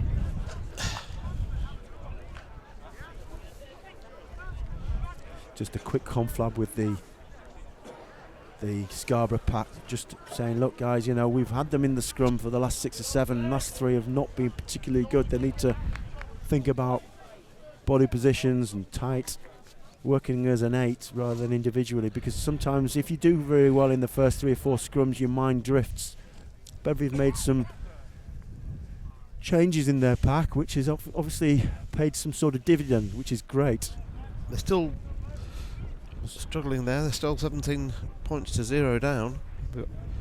7 minutes after the first half.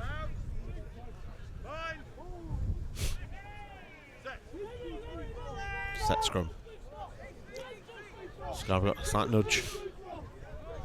And again. Still rolling forward there. A pitch and gone. It's in a move. Nobody That's home. good thinking. Oh, off his head. Oh. I think that was off. That was a knock on. Well, there's that much happening here for the viewers at home. I cannot actually explain what on earth happened there, but it came off somebody's head. What wasn't a knock on? It's given the first knock on. Beverley came to the Beverley fullback. Then knocked on by Scarborough. It's a shame for Beverley because they're just building up a little bit of possession, a bit of position in the pitch, and unfortunately, you know, one little mistake leads to 50, 60 yards of territory for the Scarborough team. Well, it seems to be that the Beverley mistakes have been capitalised on by Scarborough. Yeah. 17-0. 34 minutes gone. It's coming up to half time. 6 minutes left. Oh, that front row went down there. Referee's playing on though. The ball's available. Oh, that's a missed tackle. Missed tackle and through. That's a missed tackle by the player coach, Will Turnbull. He'll have to have a word with himself about that because that was. Yeah. He held his hand up. Bit of a schoolboy. I think he knew. He knew. Yeah, he knew. He went too high. He got stepped. He stepped off his right. And the score there by James Perrett, the fullback. Fullback for Scarborough. Took it well.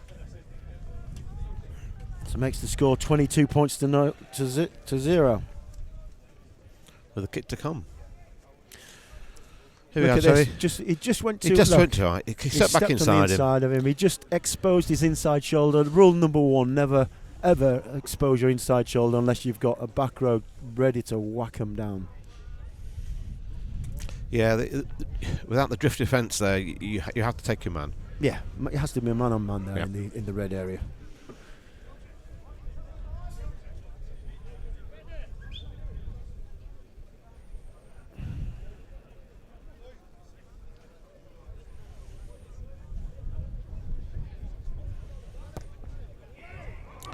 He just pulled it across.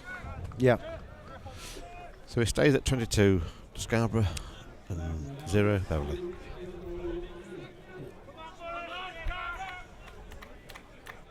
Okay, so there's a minute left. We were showing James Graham taking the kick, but actually, in fact, it was Tom Ratcliffe from Scarborough.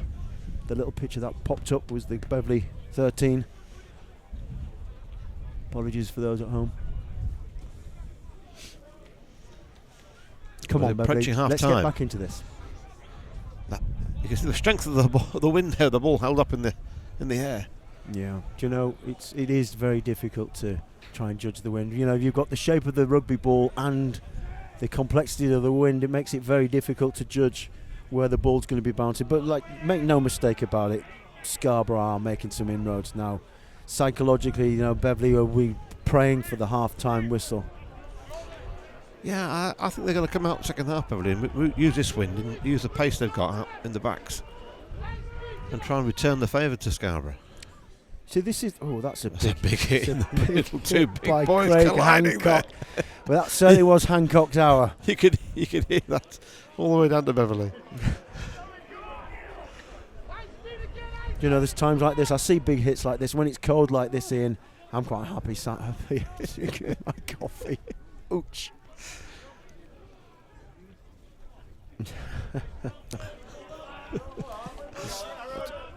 So the temperature down there is red hot now, though, Ian, because like Scarborough are making no mistake about this.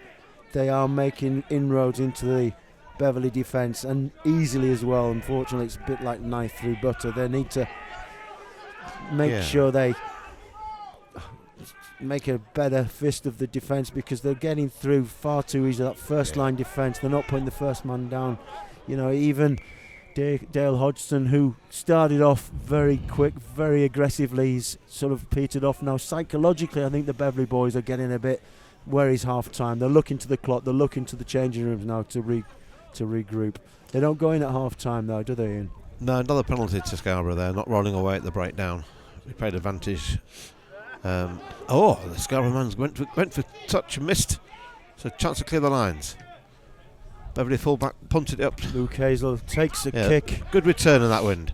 They're playing quick throwing. They're not hanging about Scarborough. They can smell a win here, and even though it's just half time, they're well ahead, 22 points to 0. But they want the try bonus point, because at the end of the season that is going to be imperative. That is going to be so important. I tell you, he's a big boy, that Matty Jones, isn't he? He's getting around the pitch well. He's playing acting half position there twice. I tell you, they are utilising these forwards, and they're not just taking route one. You know, you saw Coutinho there just passing the ball. He's South African with Italian passport, with a name like Coutinho. Billy Parker takes it in, again. Who equally is built like a prop, isn't he? Good tackle, why? Was that Hodgson there? No, he's number 6 for Bev. Starbuck.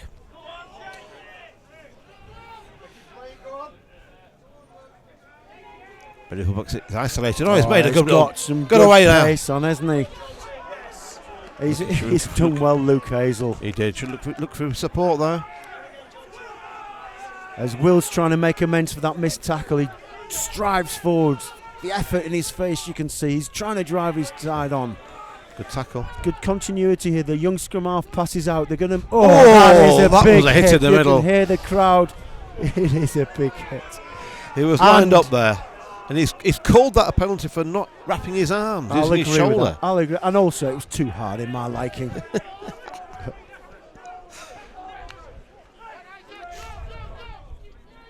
Beverley trying to recycle again. Trying to get something out of this first half. They need to get something out of this. They're working hard.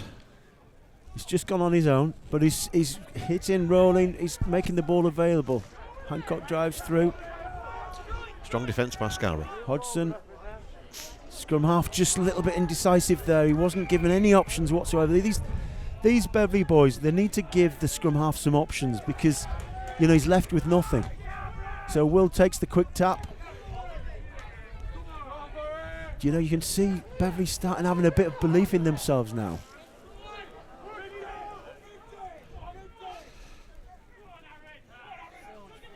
Taking in again there. Hodgson drives it forward. It's a good drive, stayed on his feet well. Distributing Franklin. Another finds penalty. His man.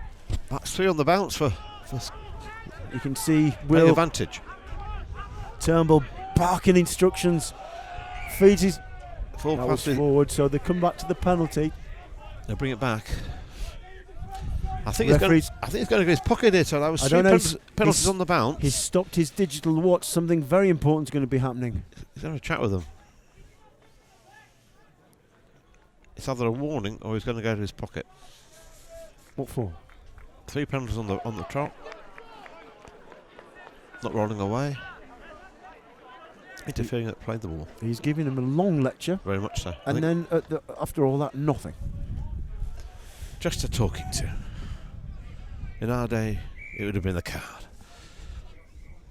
He's going. Okay, so Beverley might get something out of this. Well, I think it's half time after this, so it's a chance to put some points on before Phil Doublé. half time. It's a French-sounding name, Doublé, isn't it? Let's hope he has more composure than some of the French internationals at the moment. Why do you think it's French? It just sounds French. Could be South African.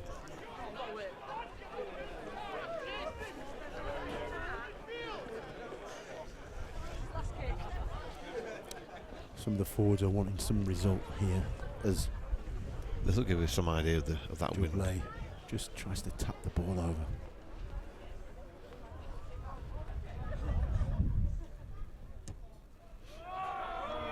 Can hear from the crowd.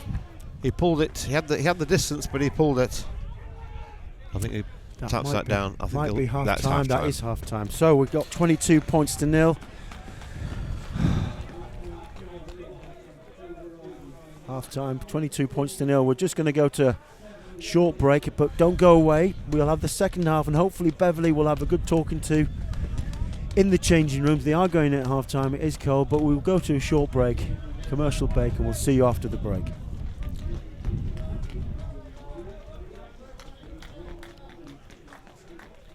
Chartered accountants, business and tax advisors, supporting the local community.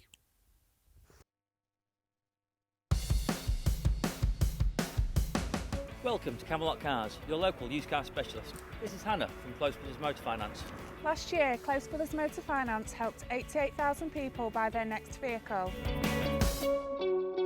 All of our cars are sold with 12 months MOT and 6 months warranty. This is David from our warranty company. We manage warranty claims for thousands of dealers, not least of which is Camelot Cars. Camelot Cars, your local trusted car dealer. Purchase your dream home at the Wolds Retreat, a new residential park home for the 50s plus. Set in the beautiful Lincolnshire Wolds, a designated area of outstanding natural beauty. All homes are fully furnished and on full mains services. Part exchange welcome. To find out more, call us today on 01977 782 190 or visit greensparkhomes.co.uk. Auto Tints and Shady Days are your home and vehicle window tint specialists. With over 15 years of experience, our high-quality film applications stop glare, reduce heat, add privacy, increase safety and prevent fading throughout your car, home, shopfront or conservatory. For more information, you can check out our Facebook page, visit www.autotinter.co.uk or call us on 01472 827 775. We're not your average window tinting company. Hard water doesn't just affect how your home looks, it can also affect how your appliances and central heating system works. A water softener can solve these issues. Water softeners can reduce the cost of bills, increase the lifespan of appliances and give you softer skin and shinier hair. Installation is fast, simple, and you can start benefiting from softened water right away. Humber water softeners are able to give you a quick home demonstration so you can see the results for yourself. Protect your pipes and appliances today by contacting Humber Water Softeners. Lloyd Dowson, Chartered accountants, business and tax advisors, supporting the local community. Welcome back to Silver Royd here at a sunny but bitterly cold Scarborough. It's half-time of the Yorkshire 1 clash between Scarborough and Beverley, which Scarborough lead 22-0 here at half-time. They raced into a 10-0 lead through a try from Ben Martin and 5 points from the boot of Tom Ratcliffe. Ben Martin, the number 8, got his second try soon after a sustained spell of heavy pressure from Beverley, but they couldn't force their way through the Scarborough defence, and Jim Perrott capitalised on a defensive mistake, a missed tackle even, to make the score 22-0. Beverley did have a chance to get back into it just before half-time, but Phil Boulay skewed his penalty. So at half-time it is 22-0. A very good half for Simon Smith's side. They've just gone back to the changing rooms for their team talk. He'll be looking for more of the same, but remains to be seen what Beverley can do. They really do need to keep those spells of pressure up and stop the mistakes, and hopefully for them they will be able to get back into this game. But 22-0 Scarborough lead at half-time here at Silverroyd. Thank you, Mark. Yeah, very comprehensive review of that first half. It was indeed. I mean, I think Mark's right, and Beverley have to come out the second half and do something and get a score, don't they? Well, they actually haven't gone in. They've stayed on the pitch, which is a bit telling in this weather. But Scarborough have gone in for their hot cup of tea. But yeah, you're absolutely right. I think they've got to use the conditions. They've got to play Scarborough back in their own 25 at every opportunity, and take the opportunities, not give away silly penalties like they did in the first 20, and try and move that ball around. This pack of Scarborough may tire. That said, Beverley have used a lot of their forwards already as substitutes, so they've got a complete set of front row change, I think, during that match. Which helped them, I think. It helped them shore the scrum up a little bit, but they've got to start playing in the Scarborough's half. They can't play on the back foot. I think when you look at Beverley, when the Scarborough guys kick it long, you got Luke Hazel at fullback and Jacob Holmes. They're actually quite good with the ball in hand and broken play. So if Scarborough do kick the ball long and people like Luke Hazel and Holmes, and of course you've got the coach Will Turnbull orchestrating and barking things to get them going forward, then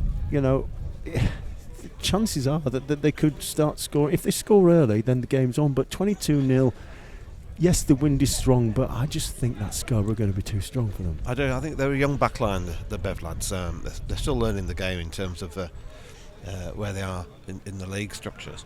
But they've done well. These lads have come through their junior setup, and they've done well this year without a doubt. They're set for the future.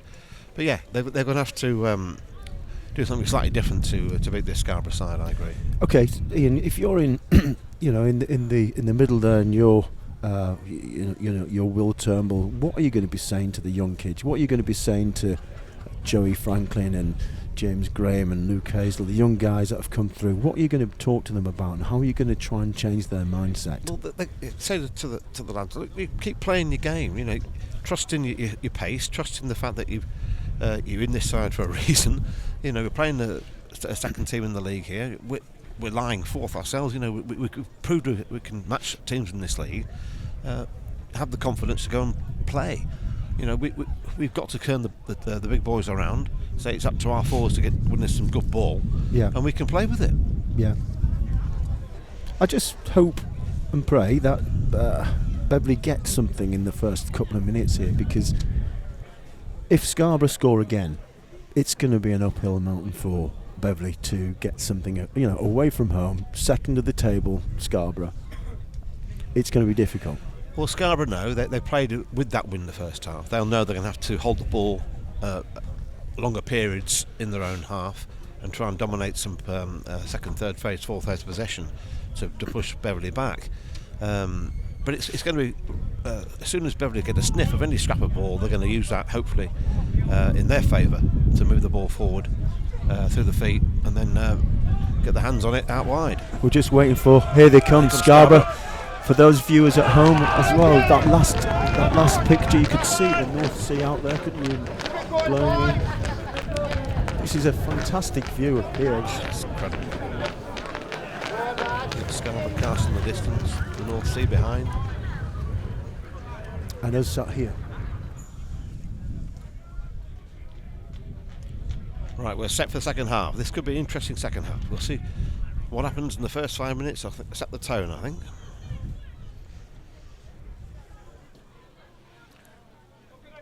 There's Bill Gadgie, the chartered surveyor, quarrying surveyor, is ready to blow his whistle. Had quite a good game the first half. The referee, and off he goes. Beverley kick off. Are we going to see the same of the same, or are we going to see a change?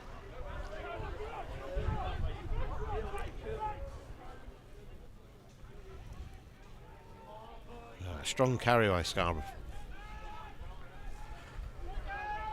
Phil Watson there, taking the ball out. First mistake of the second half by Scarborough, trying to force the issue without really needing to. I don't think they need to do that. No. I don't think they need to do that. You know, just looking at, Coutinho trying to just offload there. He didn't need to do that. You've got the dominance in the front. You know you can play the phases out. Why? Frustrating for the coach as usual. Yeah. As he takes his position back in the scrum, frustrated with himself. The South African-Italian loose head prop grabs hold of his mate, Matty Jones, who's from New Zealand. That's where the difference is at the moment. The front row have just capitalised, sapped the energy of the Beverley boys. Oh, good. Just that initial shove. They're taking the ball back. So one against the head.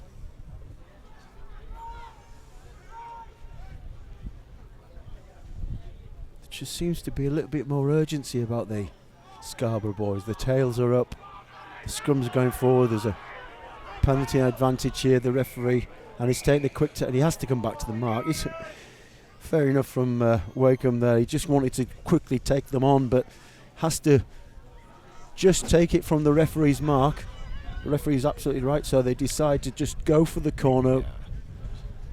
Yeah. Good yardage on that kick against this wind. Just allows the Scarborough guys, the forwards, to jog up there, discuss the ball, where it's going, because the line-outs have been a slight lottery with this wind. You've got the tight head prop who's actually playing hooker, Matty Jones, thrown into the line-out, who's the captain for the day. They're making a change here with Phil Watson coming back on. We're in a good position here. Let's have a look. Let's have a look at this line-out. Let's have a look how straight it can be if we can get that angle back in again. Mickey Whitten coming off. Sorry, that's wrong actually. There we go. Let's have a look at this. Let's have a look at the line-out. Again, it's just a bit short. Allowed Beverley just to knock it out the hands of the recipient of the line-out in Scarborough. But they still hold on to the ball. Strong carry by Scarborough. Yeah, he can't come in from the side there.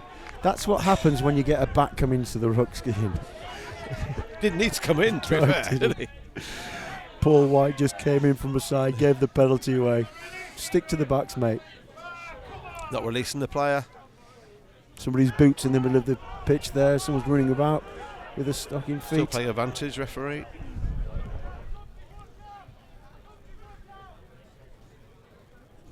Isaac Keithley just busy putting his shoe back on. He doesn't want anybody to stand on his feet in this weather.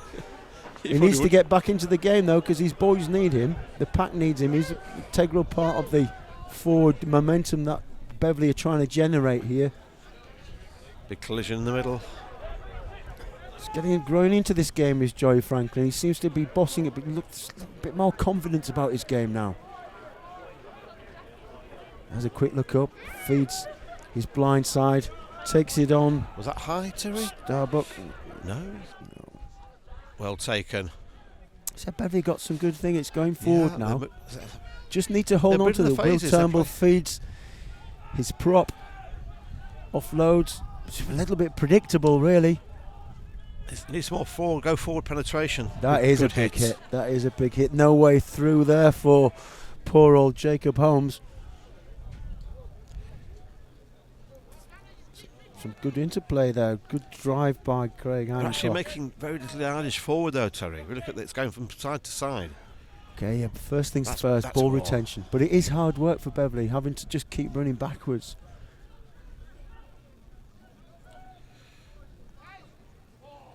Good tackle. Well played. Hodgson, first 5 minutes is on fire again. Run in there by Holmes. Not much in the ruck there. Fed out by Franklin. Hits his 10. Oh, catastrophe there. That's Keithley looking very frustrated with himself, I suspect. Just overrun. Keithley bumps into his own man. Yeah, just he did. frustrated. He was frustrated with his loose head prop Coates. Just both of them running the same line. And I think they both took more contact there between each other than what they have from the Scarborough pack, unfortunately. Well, Scrum down. The ball retention was good. They went through the phases.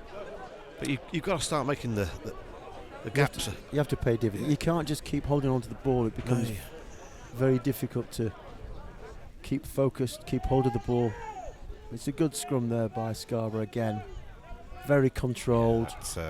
Very controlled. Second effort. Made so much more easy for the scrum half and the backs going forward. You got Wakeham feeding his 10 there. Ratcliffe who's taking it on and fed his inside centre. Dominic drives in. Possession available for Scarborough. Clearing the lines. Billy Parker takes the big kick out.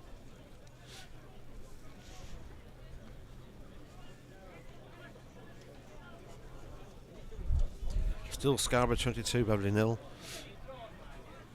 6 minutes gone. So shorten the line out for the first time. This is more sensible. Should go to the middle. Oh, lack of communication there. They've thrown it into the traffic area. Is it lock on there? I don't think he saw it that time.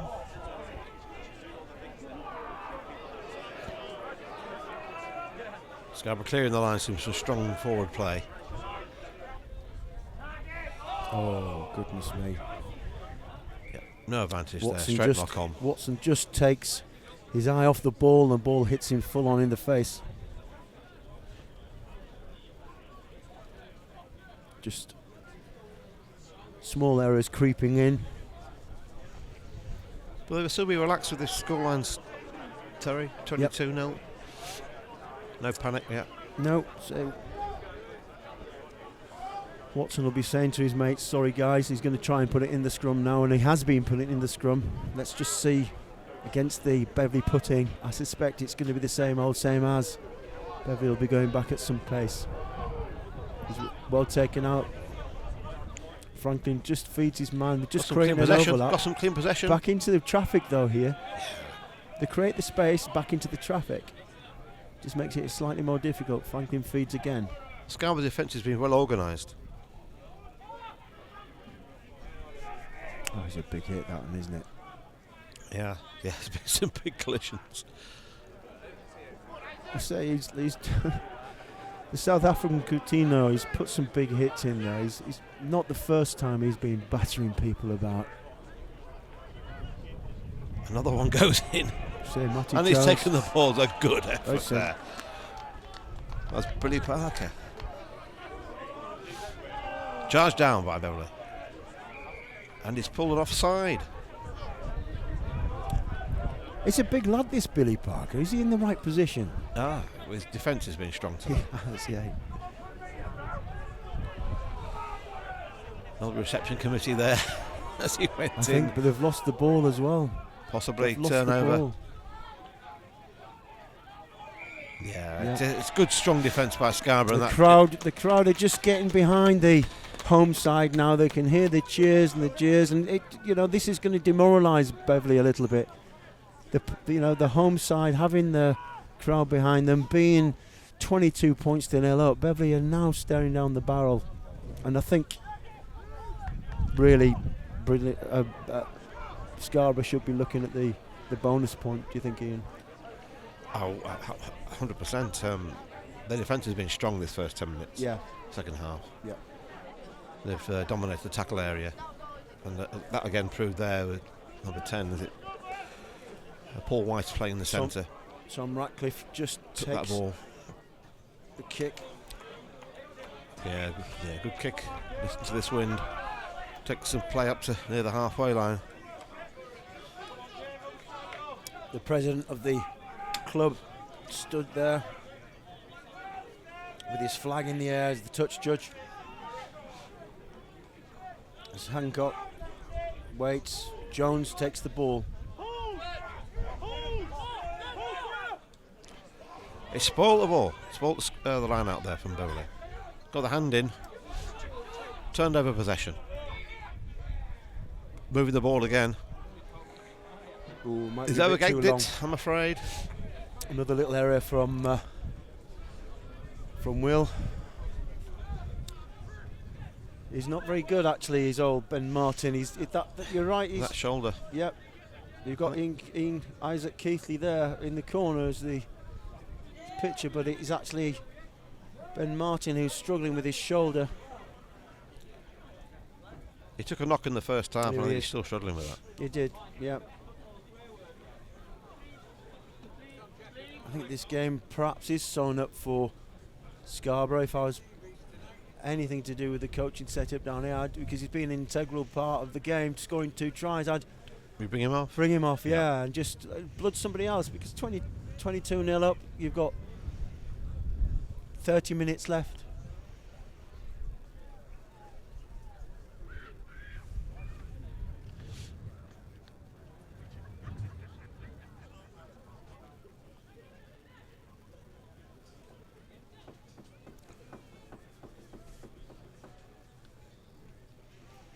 This has been a bit of, I say again, it's just been an area which you should be reliant upon for your ball, first phase ball. Well, now they're for so both dominating sides. the No, line you're out. right. You're right. Let's see if Jones hits his man this time. Yes, he does. The first real clean take we've seen. No, good. Let's see what happens. Strong bust. Route one in the by middle. Ratcliffe.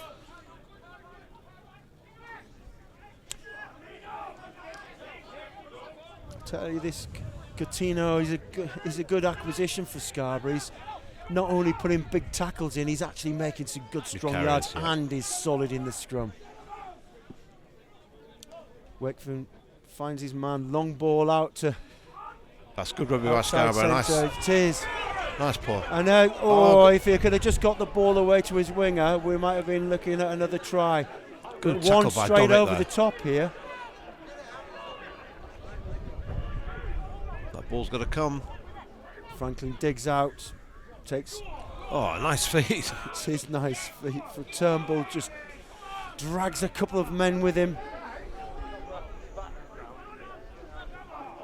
Well picked up. Ooh. Is it high? It is. I could He's hear giving that a from high. here. Yeah, he's giving a high. Right round his chops. You've got to be below their armpits. Well, it's good line That's a speed. good tackle. Yeah, I think It is good line speed by. Still playing Graham there. advantage. Still playing advantage. Nice lazy kick.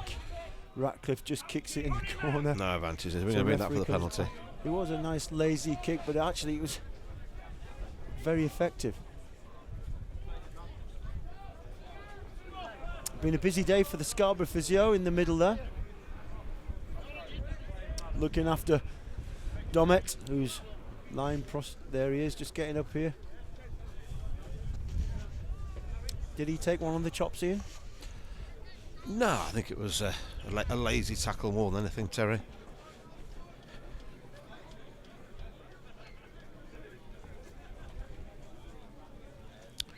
What's Scarborough going to do here? Do they go for goal or put it in the corner? I'd put it in the corner, keep the pressure on, and indeed they do.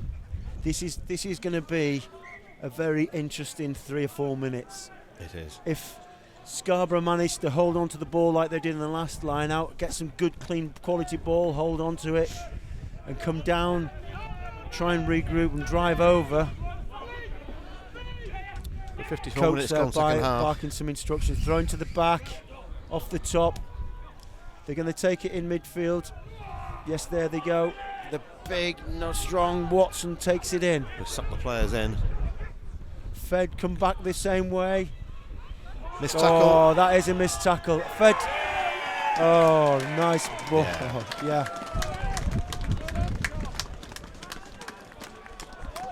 That was well finished off. It was a missed tackle again, though, wasn't it? It was frustrating for Beverley there. That middle back area. A couple of missed tackles, 2 tries. Good score by Wilson for Scarborough, though. Aaron Wilson. You can see the switch there. Plan move. Yeah. Just a missed tackle. It was. And just nice for Aaron Wilson to. Reece Innes missed the man there coming up. Second Lloyd row into centre Dowson, position. Chartered accountants. Yeah. I think pace did for him.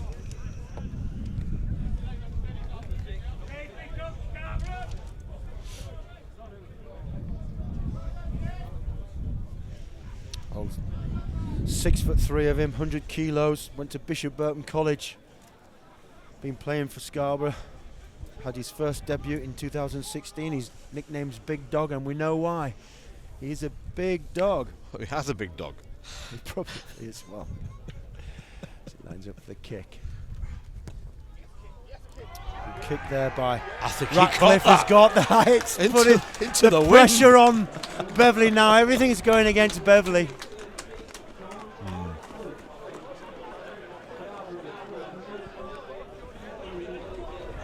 Takes it to 29-0. 31. 56 minutes on the clock. That's a cushion now for Scarborough. Probably too much for Beverley to come back from.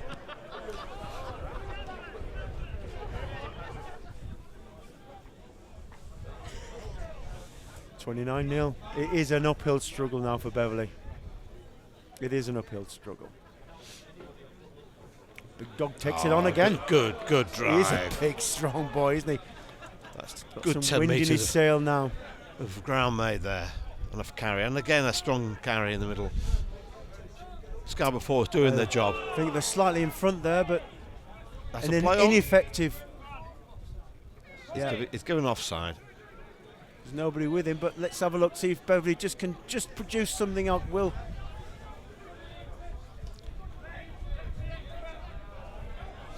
A lock on by Scarborough. They're playing advantage. No, he's not given that. Oh, I just thought for 1 minute that Matty Jones was shaping to kick there. Oh, and there's a prime example of not shouting or talking to the referee when you think a decision's gone against you. He's missed something, he did, but you mouth and that's it. You have to walk back 10 metres. He's called the captain over to explain. Toublé said he's not going to change his mind. If I make a decision, you just don't back chat. I'll make the decisions, he says. Wrong or right, I'm right. Every time, yeah? Captain Phil's having a question mark here. It's actually nice to see one of the players shorter than the referees. He's quite a tall chap, is the referee today. Taking no messing about, no mouth, no lip. Mr. Gaji stamps his authority onto the game, as he has done during the whole course of the game.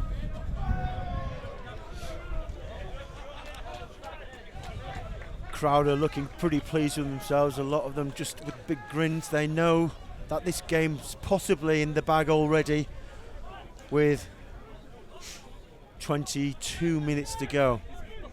Jones to throw. Split the line out. That's a good line out. That's line out. The line's suddenly been to work this half, Terry. Yes, Scarborough finding the men. Oh, that's straight through. He's left the ball behind. He's quite entitled to take that ball. The centre for Beverley. Turnbull takes it. He's looking pacey, but nothing there. He's a fast lad, is that Hazel? He's got some good pace on him. You can just see some of the body language of the Beverley boys. Look, you're looking at Graham there, James Graham there, just hands on hips, looking a bit dejected. You can see Will Turnbull just trying to instill some fire into the Beverley side, but they haven't got long. 20 minutes, and Scarborough look in total dominance now as the light starts to fade and the floodlights start to come on. A good line out again, not straight though. Fine, no.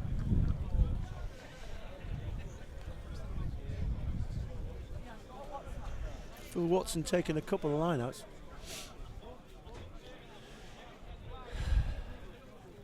What do you do, Terry? You're 29-0 down. You've got a chance. Put some points on the board. No, you can't. No. I mean, there's no point in getting. You need some try. You just need some respectability to the score to go in. This. Look at this scrum. You look at Coutinho on this side here. He's low. He's powerful, low. Look at that. He's driving he's through. just so strong, so strong. The Beverley boys just can't cope with this huge front row that Scarborough have. The Beverley boys just can't cope with it. They just can't cope. And it's not just the front row. You know, you look at the second. Look at what's behind the front row in Scarborough. They're just huge. For this sort of level, Yorkshire 1 level, they're a huge front five. As they come to pack down, all ready and ready to go. Ben Martin at the back of the scrum. Look at that. Yeah, the Look power at that. came on, that surge came through. And it's a penalty. They know any time they can turn that power on.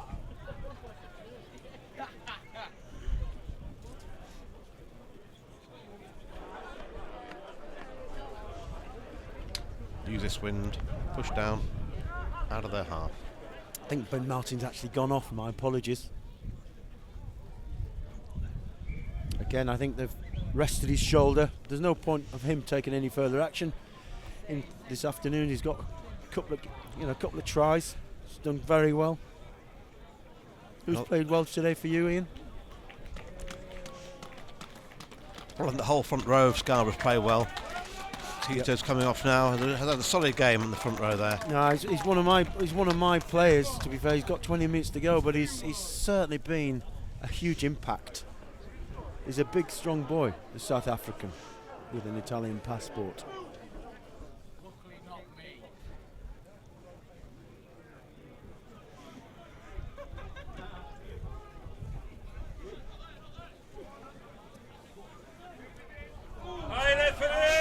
No. High tackle, did he miss that? So they're running through at will now, aren't they? Playing the power game all the way. He's had a strong game there. Jones. Scarborough, he has, yeah. He's carried well. So Raymond Coates takes the things into his own hands and just runs into a brick wall. But he might. Oh, he's going to the pocket here for some reason. High tackle, or was it persistent offside? Is that the try scorer?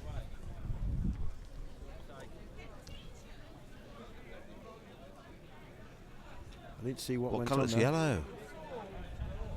Yellow for high shot. He's shaking his head, but That's a try scorer, yeah. Last try scorer.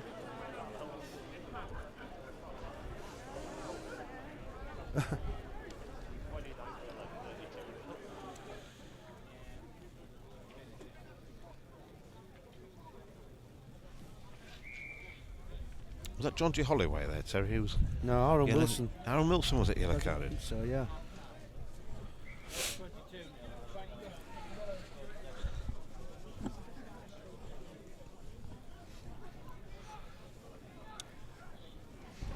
Beverley have a chance. One man down at Scarborough. Good take. They're going for the drive. Yeah, sensible option. That's good drive by Beverley. Oh, he's gone on his own. They should have kept in. He's isolated. He is isolated. And the ball's gone loose. That's what happens, Terry. Exactly. Look, so often you try and do something on your own. Strength of Reedman there. Rugby, in particular rugby union, you have to be together. You can't go on your own. They had the ball set. They had the ball driving back. And he decides to, white line fever, call it what you like, but he should have tucked himself in behind. They had the forward momentum. They did. And he decides to take the whole Scarborough pack on his own. Well, if the whole of the Beverley pack can't succeed in that area, he's certainly not going to succeed on his own, is he, Ian? No, we have to work together. Sometimes I get the try line fever. I think I'm going to go for it. Franklin to put in. Remember that Scarborough, a man down in the back row, so they're going to be 100 kilos lighter. I don't think it's going to make a difference. I think they're going to stay. I think they'll cope with that.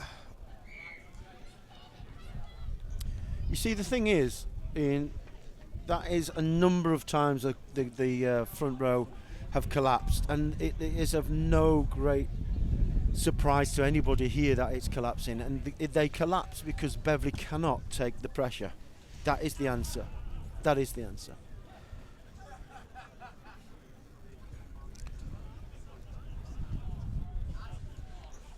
What are your thoughts, Mark? Very similar to the first, I think, from Beverley's point of view. A lot of the ball, but not really done much with it. I think they've got a couple of times they've got quite close, and then they've made a mistake. There's been a fumble, there's been a knock-on, and they've gone and lost the ball. So, I mean, Scarborough defending very, very well, of course, as well. No. Well, here they are, Beverley just making inroads 5 metres in. It's the first time they've been this close. Good strength there by Beverley. We just want to see them coming over and just trying to get 5 points. They're very close. Yes, the referee has given the try. We cannot see who. Comes up with the ball there. Excellent. Is it Hodgson? Hodgson is. scores the try. The open side, who had a good first 15 minutes, went a bit quiet, but he's obviously got back into the game. But He's worked hard for Beverley today. Yeah, it's he really has. Too little, too late, really, for Beverley. But listen, at least they're not going home with a 0, which is really important psychologically. 66 minutes gone. Sorry, Mark, you were saying. Yeah, I spoke too soon, didn't I? Yeah. Commentator's curse. Yeah. Let's just watch him take the kick. And Terry, believe me, is well cursed.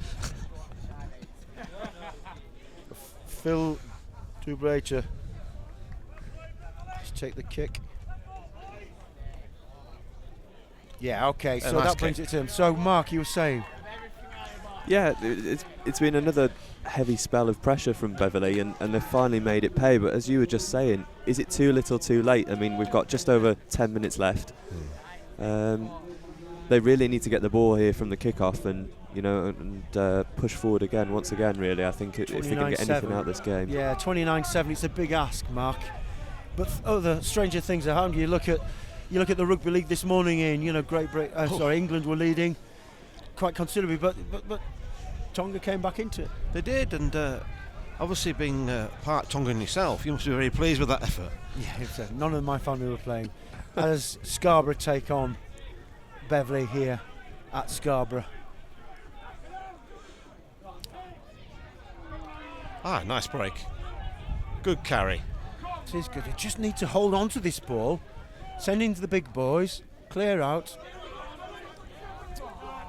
So they're flattering to deceive, really, Beverley. They do spread the ball wide, but they just don't seem to make inroads. But this is good. There was no lack of effort here at all. They're really giving everything they can. Another strong carry in the middle. Number 4 from just over the halfway line, just Craig arriving Hancock. on the 10. That's good speed. They've got a bit of momentum. Graham looks smart there. Bit of confidence building. Good tackles in the middle there by Scarborough. They've been strong in that defensive area. Yeah, they've made it all very afternoon. difficult. Very difficult. Their line speed has been incredible. Beverley playing with a man down at the moment. So for the first time in the last 5 minutes, both sides have 14 players. That ball should have gone. They had the numbers there. Good tackle in the centre. Yet again. As the light dims, the natural light, the floodlights are percolating through now. Just a change of vision on the eye. Dobley. But it hasn't changed the complexion of the game. Inching their way forward. It's good. It's good possession by Beverley. Nice. Good strong running. They seem to be holding on to the ball. Bit more focus, bit more direction into his own man. Strong carry by Innes there, number 5. Scarborough coming through at the breakdown though. You need to hold on to this ball. Yeah. And that's been the difference there, hasn't it, Terry, during the match, I think? Yeah, I think so. Just a bit loose. I mean, they hold on to the ball phase after phase after phase, but it's just when they get slightly tired, 5th, 6th phase, they just aren't able to hold on to the ball. They're just too loose, too slow, too tired. And the Scarborough guys, here we are, look, here's the try. Just dinked over. Young Jerry Franklin's coming off for Beverley. I think he got a knock on the leg. The build-up to that last attack. The try scorer there was Coates, Raymond Coates, actually. I must apologise to Raymond and his mum and dad. And I gave it to Dale Hodgson, but Raymond Coates scored that try. Well done. It's a good front row score. Good front row score. Well done, Raymond Coates. There he is. Look. There he is. Had to work hard for that. Yeah. There you go. He was actually looking at the referee before he went down. He knew he'd scored that before he put the ball on the ground. It's nice when the front row get a score. Did you ever score, Terry? Yes. How many? Many. Talk me through.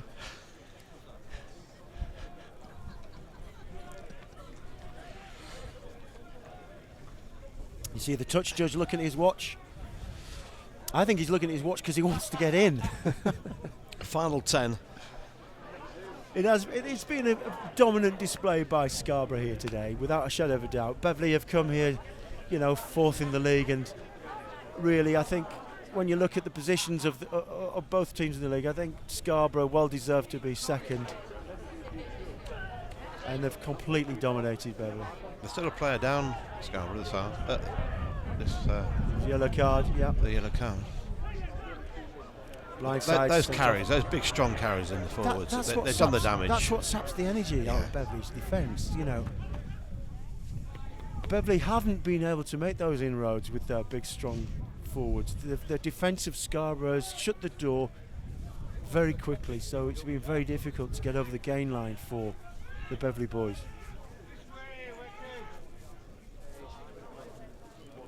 But I must say that Joey Franklin, coming in, young as he is, going behind a beaten pack, has done extremely well. It's a good game.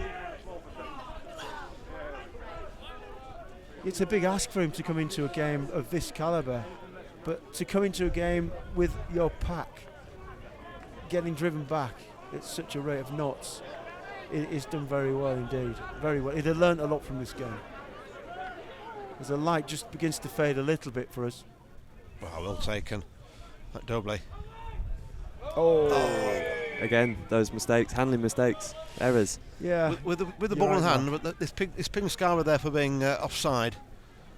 Yeah, but again. But you're right. Luke Hazel, he should be taking those balls, shouldn't he? That's what you were alluding to earlier on, Mark. These unforced errors from Beverley. Again, it's let them down today, ultimately, I think. Yeah, I agree. The first 5 minutes has set the scene, I think, as well of the match. They went 10-0 behind through 2 errors and they capitalised on it. Even for the first Scarborough try, just reacting quicker to that ball bouncing off the post. Yeah. Yep. As the Beverley side drop the ball in regular occurrence, you can hear the crowd roaring. It's a bit like a bullfight, really.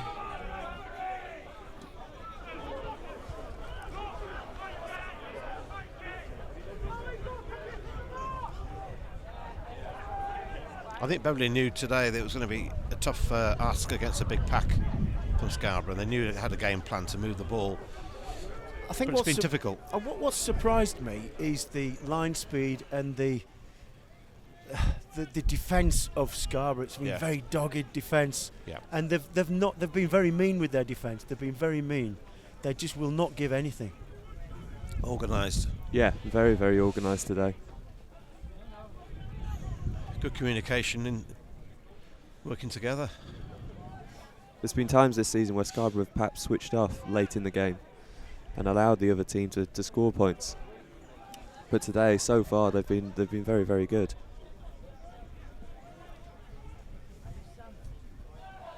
Hopefully that won't be a commentator's curse. I should just stop talking now, shouldn't I? So I can say Beverley are still maintained, but again, come to the fifth phase. Generally around this area they lose it, but if they can hold on to it for a couple more phases. Oh, prop kicking. Well, there's only one winner of this race.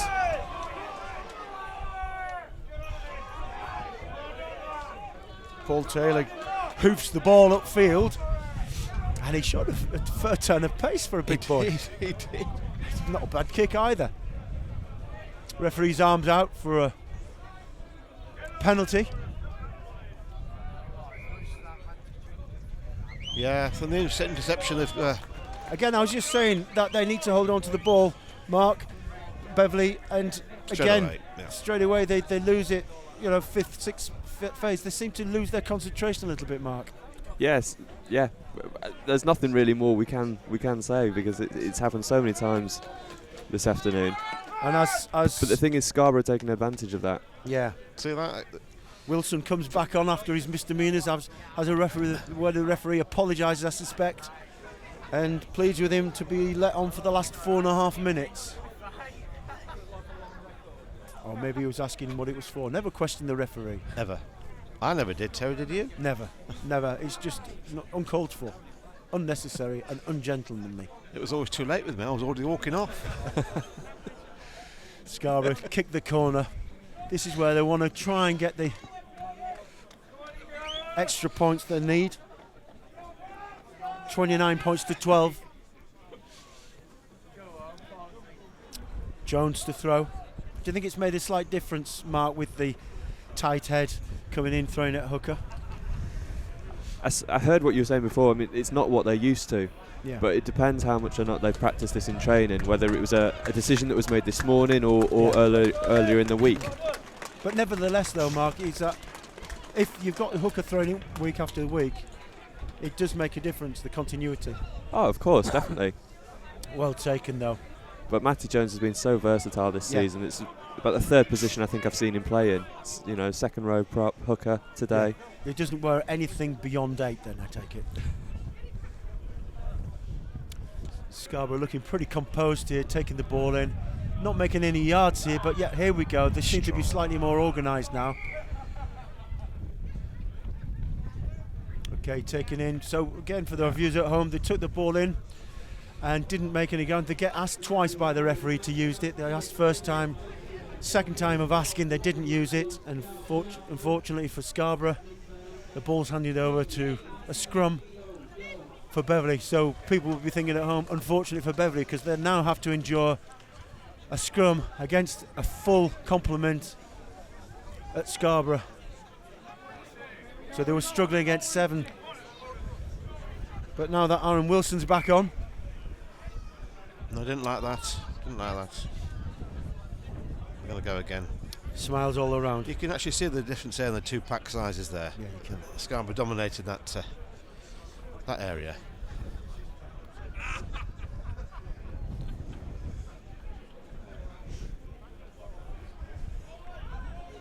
So not long before the final whistle looms. A couple of minutes left. Your man of the match, Mark?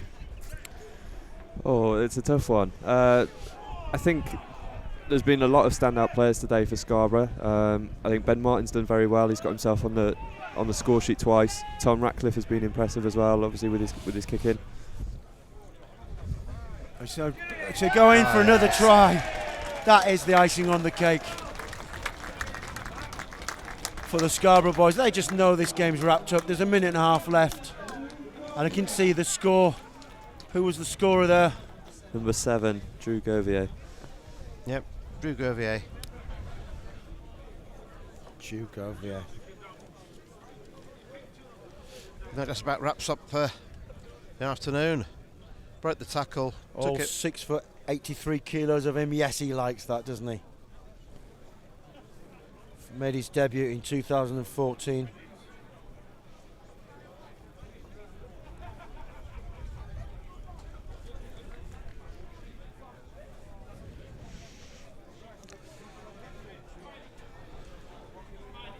Change of kicker here. 12. Is it Billy Parker?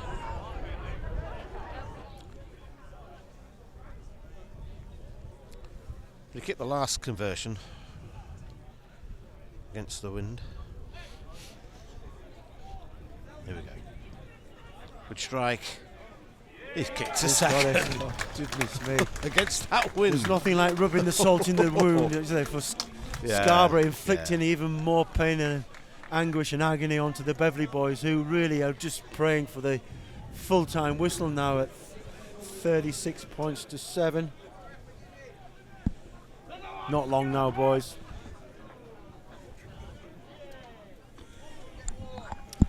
So we're talking about the man of the match. For me, I think Coutinho has made a big impact in defence, in the scrum,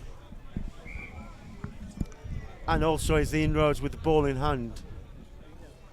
He had last 20 minutes he's had sat on the bench, Mark Coutinho. For me, I think he's made a significant impact in all the facets of the game. Defence, scrum, taking the ball forward. Ian, what do you think? Well, yeah, I don't disagree. I think the game was won and lost in the forwards for Scarborough. They dominated that set piece, dominated the breakdown area, and the defence was strong all the way through. Oh, look at that scrum! And I think that's one against the the head. difference. Oh, good hands. I mean, the easiest point you could say, Ben Martin with his couple of tries, but he wouldn't be able to do that without the strength and the endeavour of his front five. And you and I love the front five, Terry, as we know.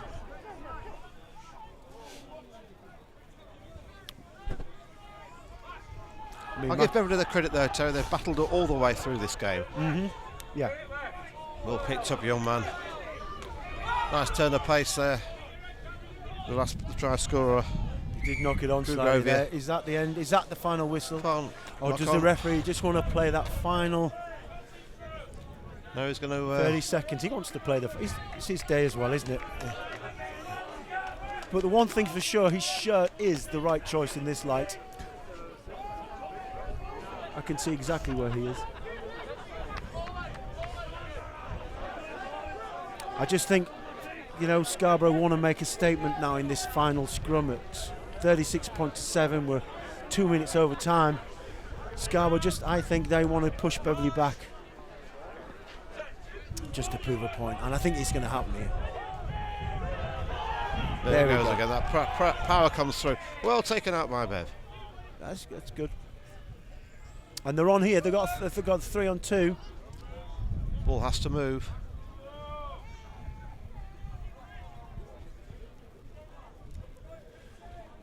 Look at the line speed here.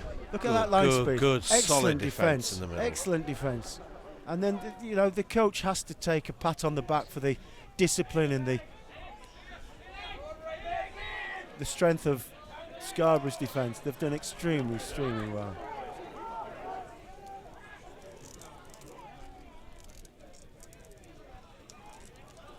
Still playing rugby though, Beverley. They're still moving that ball. Yeah, they've had it for phases, but they've only gained a couple of yards, haven't they, Mark? It's hard work. It's hard work.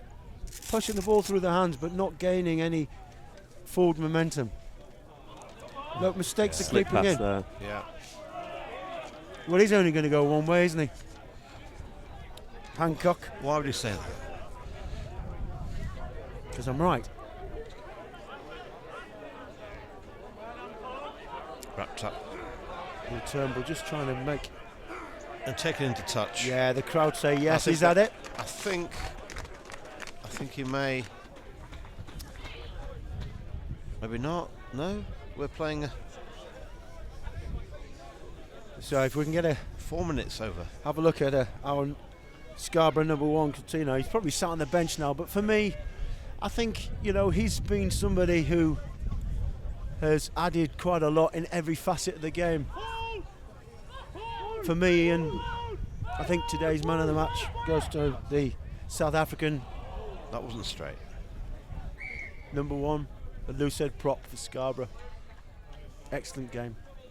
Some shuddering tackles, some barnstorming runs, and just taught people how to shore up the scrum. Immensely strong man. Quick line by Bev.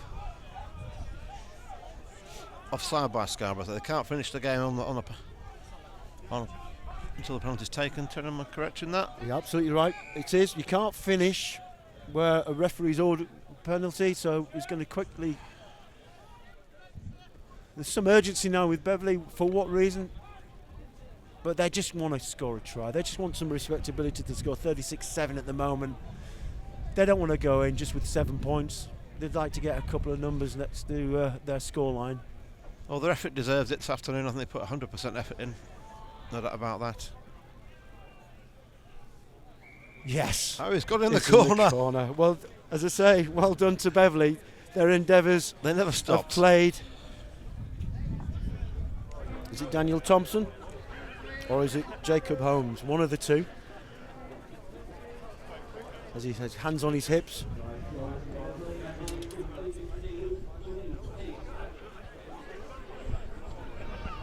Right, it's the 15, Luke Hazel.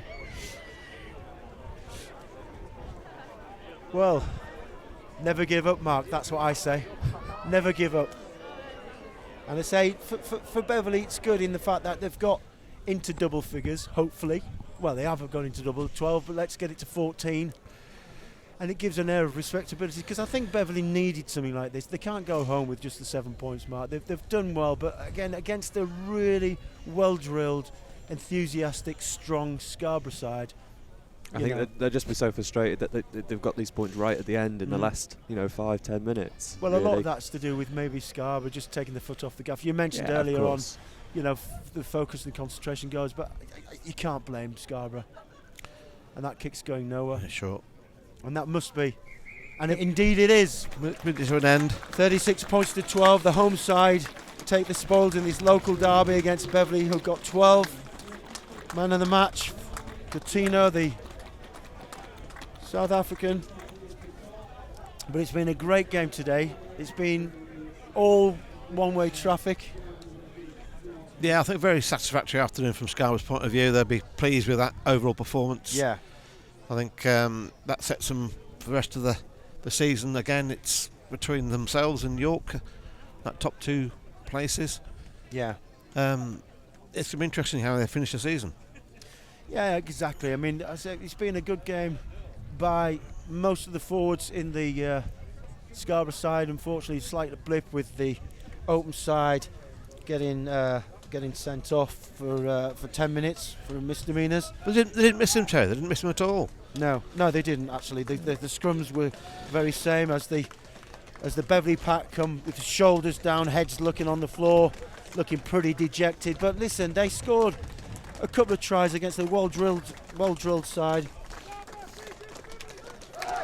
But again, the cheers, you can see the crowd are happy with the performance of the home side. The home side very happy with their performance as well. But I'll just leave you in the hands of Mark Blackburn, who is going to give you a summary of the match. Mark, over to you. Thank you very much, Terry and Ian, for that. Yeah, full time here at Silveroyd. Scarborough have won this top of the table clash with Beverley. Big local derby, as we said earlier on, and they've come through it with flying colours. They won 36 points to 12 today. They raced into a 10-0 lead within the first 5 minutes of the game. And although there was heavy spells of pressure from Beverley in that first half, they couldn't quite make anything of it. And Ben Martin was able to grab himself a couple of tries, and Jim Perrott was able to give Scarborough a 22-0 lead at the break. Second half, very much the same as the first. Heavy spells of pressure from Beverley, but once again, it's been the story of the match really. Beverley just making a few unforced errors as they've been sort of getting closer to the Scarborough try line. But Scarborough very, very determined, organised in defence. Terry and Ian mentioned the line speed a lot. It really, really was an organised effort from Scarborough, and there was a late flurry of tries in the last 5-10 minutes, and Beverley were able to get themselves some points on the board towards the end, but Drew Govier really did put the icing on the cake for Scarborough with his try, which was converted by Billy Parker. He got 2 conversions today. Tom Ratcliffe got another 2. But ultimately, it was Scarborough's day. Very, very impressive performance from them. And after the break, we will be having some post-match reaction with Terry and Ian. And I'm sure they'll be grabbing a couple of the players as well from Scarborough. Man of the match, Nino Coutinho, and head coach Simon Smith. Lloyd Dowson, Chartered Accountants, Business and Tax Advisors, supporting the local community. Welcome to Camelot Cars, your local used car specialist. This is Hannah from Close Brothers Motor Finance. Last year, Close Brothers Motor Finance helped 88,000 people buy their next vehicle. All of our cars are sold with 12 months MOT and 6 months warranty. This is David from our warranty company. We manage warranty claims for thousands of dealers, not least of which is Camelot Cars. Camelot Cars, your local trusted car dealer. Purchase your dream home at the Wolds Retreat, a new residential park home for the 50s plus. Set in the beautiful Lincolnshire Wolds, a designated area of outstanding natural beauty. All homes are fully furnished and on full main services. Part exchange welcome. To find out more, call us today on 01977 782 190 or visit greensparkhomes.co.uk. Auto Tints and Shady Days are your home and vehicle window tint specialists. With over 15 years of experience, our high-quality film applications stop glare, reduce heat, add privacy, increase safety and prevent fading throughout your car, home, shop front or conservatory. For more information, you can check out our Facebook page, visit www.autotinter.co.uk or call us on 01472 827 775. We're not your average window tinting company. Hard water doesn't just affect how your home looks, it can also affect how your appliances and central heating system works. A water softener can solve these issues. Water softeners can reduce the cost of bills, increase the lifespan of appliances and give you softer skin and shinier hair. Installation is fast, simple, and you can start benefiting from softened water right away. Humber water softeners are able to give you a quick home demonstration so you can see the results for yourself. Protect your pipes and appliances today by contacting Humber Water Softeners. Lloyd Dowson, Chartered Accountants, Business and Tax Advisors, supporting the local community. Welcome back to Scarborough. Another pulsating game of rugby. Scarborough coming out on top there against Beverley. Local derby too, as we expected. Yeah, I think so. We said that all along that the Scarborough pack were going to be very strong, and they were indeed very strong. Even when they had their flanker Sinbind for a high tackle, there was no change. You know, they just didn't give up. The Scarborough defence was always up. They were very strong. They were very mean. They didn't give anything away. And for me, the man of the match was Coutinho, the South African loosehead prop, and in fact we've got him here. Do you want to join us? Come through. Hi there. Nino Coutinho. How you doing? That is a name. That's that it. is a name. Man. Well played. Cheers, thank you very much. So from Cape Town, South Africa. So you brought you stand in, get a bit closer. So what brings you to Scarborough? Well, just wanted to travel a bit and play some rugby overseas, and ended up in this nice sunny seaside. Yeah. So you said out there it's very cold. I mean, it gets cold in Cape Town. I've lived there myself, but not as cold as this then. No. Now going into winter, struggle with the cold. I've been here a few years, but just don't get used to it. So you've not lost the accent, I see. You're not from round here. No. So not from these parts. Although when I go back for holiday, they say, "Oh, I'm becoming English," so I don't know. Oh, really? So obviously South African. You're from South Africa. You've got Italian with the name Coutinho, so you've got some Italian blood in you as well then? Yes, my dad is Italian. Right. So I was watching the game out there. You put some really big hits in. You carrying the ball, making some big inroads, and you taught the Beverley front row a few lessons. Yeah, we've been working hard at training the scrums, so we didn't really think we'd do so well in the scrums, to be fair, but yeah, we've been working hard, so good up on us. Yeah, you must have been working on your defence because you look incredibly organised. We have. Very mean. Your line speed was good. Yeah, Smithy, our coach, we've been working a lot of training on our defence, and I think everyone's just it's coming together. Defensive systems are working. You seem to be working for each other. There seems to be a good spirit in the club as well. I mean, Ian and I were walking around earlier on. When you first got to Scarborough, you must have been quite impressed with the setup here, and it's incredible. It is an unbelievable setup. I mean, the club is so good to everyone, all the players. I mean, the support we get here from the town is just unbelievable. Smithy, the coach, has come in this year, and he's just brought the club together again. It's just really good vibe this year, and hopefully things look good for the rest of the season. We'll be talking to Smithy very shortly, but how off-putting is it to have your coach with a purple moustache? What's going on here? Well, hence why I've got one, because he's told everyone to have moustaches for this game. Yeah. he's raising funds for November. Yeah. He does it every year. So Yeah, Ian started growing his this morning. I started growing mine last month. He even brought purple paint for everyone in the changing rooms. Yeah. Obviously, no one went with it. But It's good to see you through it. But listen, thanks very much. Great Thanks game so today. much. Thank And you we'll very much. talk to Simon Smith. Simon, do you want to just come in? So we got the coach. Congratulations. Great Thank you win. very much. Local derby. So just for the viewers at home, please don't adjust your set. He does have a purple moustache. Very quickly, just talk to us about the purple moustache before we talk about the game. Purple moustache, been doing Movember for a number of years. Yeah. And raise funds regularly Mm. every year. Yeah. I was in America this time last year, and the guys over there all joined in with it. The guys over here, a number of guys have joined in with it, and it's just a bit of fun. Yeah, good. I mean, I've known you for a long time. For the viewers at home, just tell everybody where you played when you did play. I used to play at Bridlington. Mhm. We knew each other. Yeah. What position?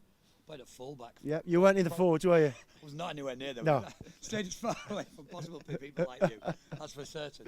But no, I was very lucky to play in a very successful side at Yeah. Bridlington, as you know. Yeah. At that era, a lot of good players, a lot of good coach at that time, Mike Hodgson. Yeah. So yeah, I'm lucky in that respect. So just looking at the game today, one thing that impressed both Ian and myself was your line speed, your defence line speed. It was incredible. I'll be honest with you, today was our best defensive performance, but we have talked about it. We knew we had to be very good against a very good Beverley side. Mhm. Beating Heath the last 2 weeks. Come stand next to me a bit more. You're running away from me. Sorry.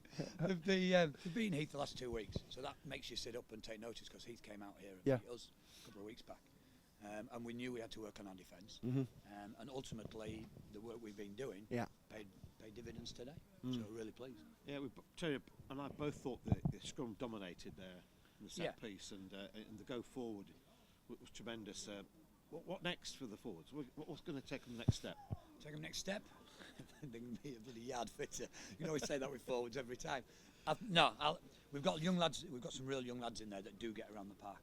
But yeah, I want my type 5 to be a little bit fitter. But in terms of the scrummaging, that's again down to hard work. You know, and I know that ultimately, unless you're doing live scrummaging, you've got numbers at training. We have had numbers at training.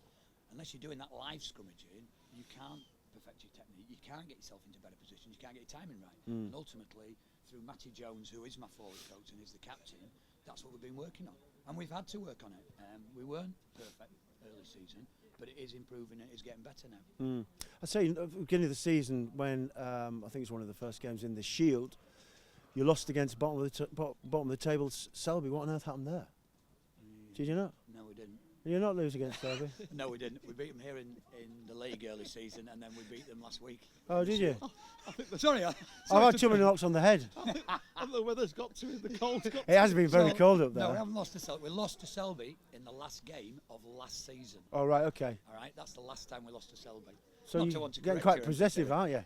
I get these backs I who wasn't come here. here I wasn't trying to here. boss it. I'm just stating facts here for you. That's right. But yeah, it's a lot of fun. Guys are. So you mentioned you in Tontonino just a minute ago about team spirit and numbers training. I think that's the most impressive thing for us at the moment. We have a real good team atmosphere, not just with this team, but across the club at the moment. Yeah. Second team, third team. Third team played last night against a Gulls team, an old Gits team. So just, if you get promoted this year, are you going to be able to survive in the league above? Oh, look at the teams that have gone up out of this league, right, who have been successful. You've got West Leeds doing well, you've got Brid doing well up there. I'm not saying they're challenging for top spot, but they're comfortably above mid-table. It's a strong league, is Yorkshire. And it's a bloody hard league to get out of. And there'll be, not just us, but Heath and Beverley again will come again, and obviously York we've got here after Christmas. There's 4 or 5 sides that are vying for those 2 top places. Yeah, and great. we're one of them. And if somebody said to me, you can be in this position at this stage of the season, I'll be over the moon. Well, only time will tell whether or not Scarborough are going to get promoted into the next division, but as far as we're concerned, they do deserve it, don't they, Ian? I think so. I'd like to see more local teams in East Yorkshire, North Yorkshire, in those better leagues. It makes for better derbies, better atmosphere, and it gives the players, especially the young players coming through, a reason to play. Thanks, Smithy. Let's just bring in the Beverley coach. Thank you. Cheers. Thanks very much indeed. Thanks. Very much. Cheers. Terry, how you doing? You all right? Good. I'm very cold. Yeah, no. Very cold. I'm not allowed to mention the cold though, but you must be incredibly frustrated, but in awe of the defence of Scarborough, do you think? Yeah, look, really disappointed today after two really good wins against Heath in the Cup and in the league.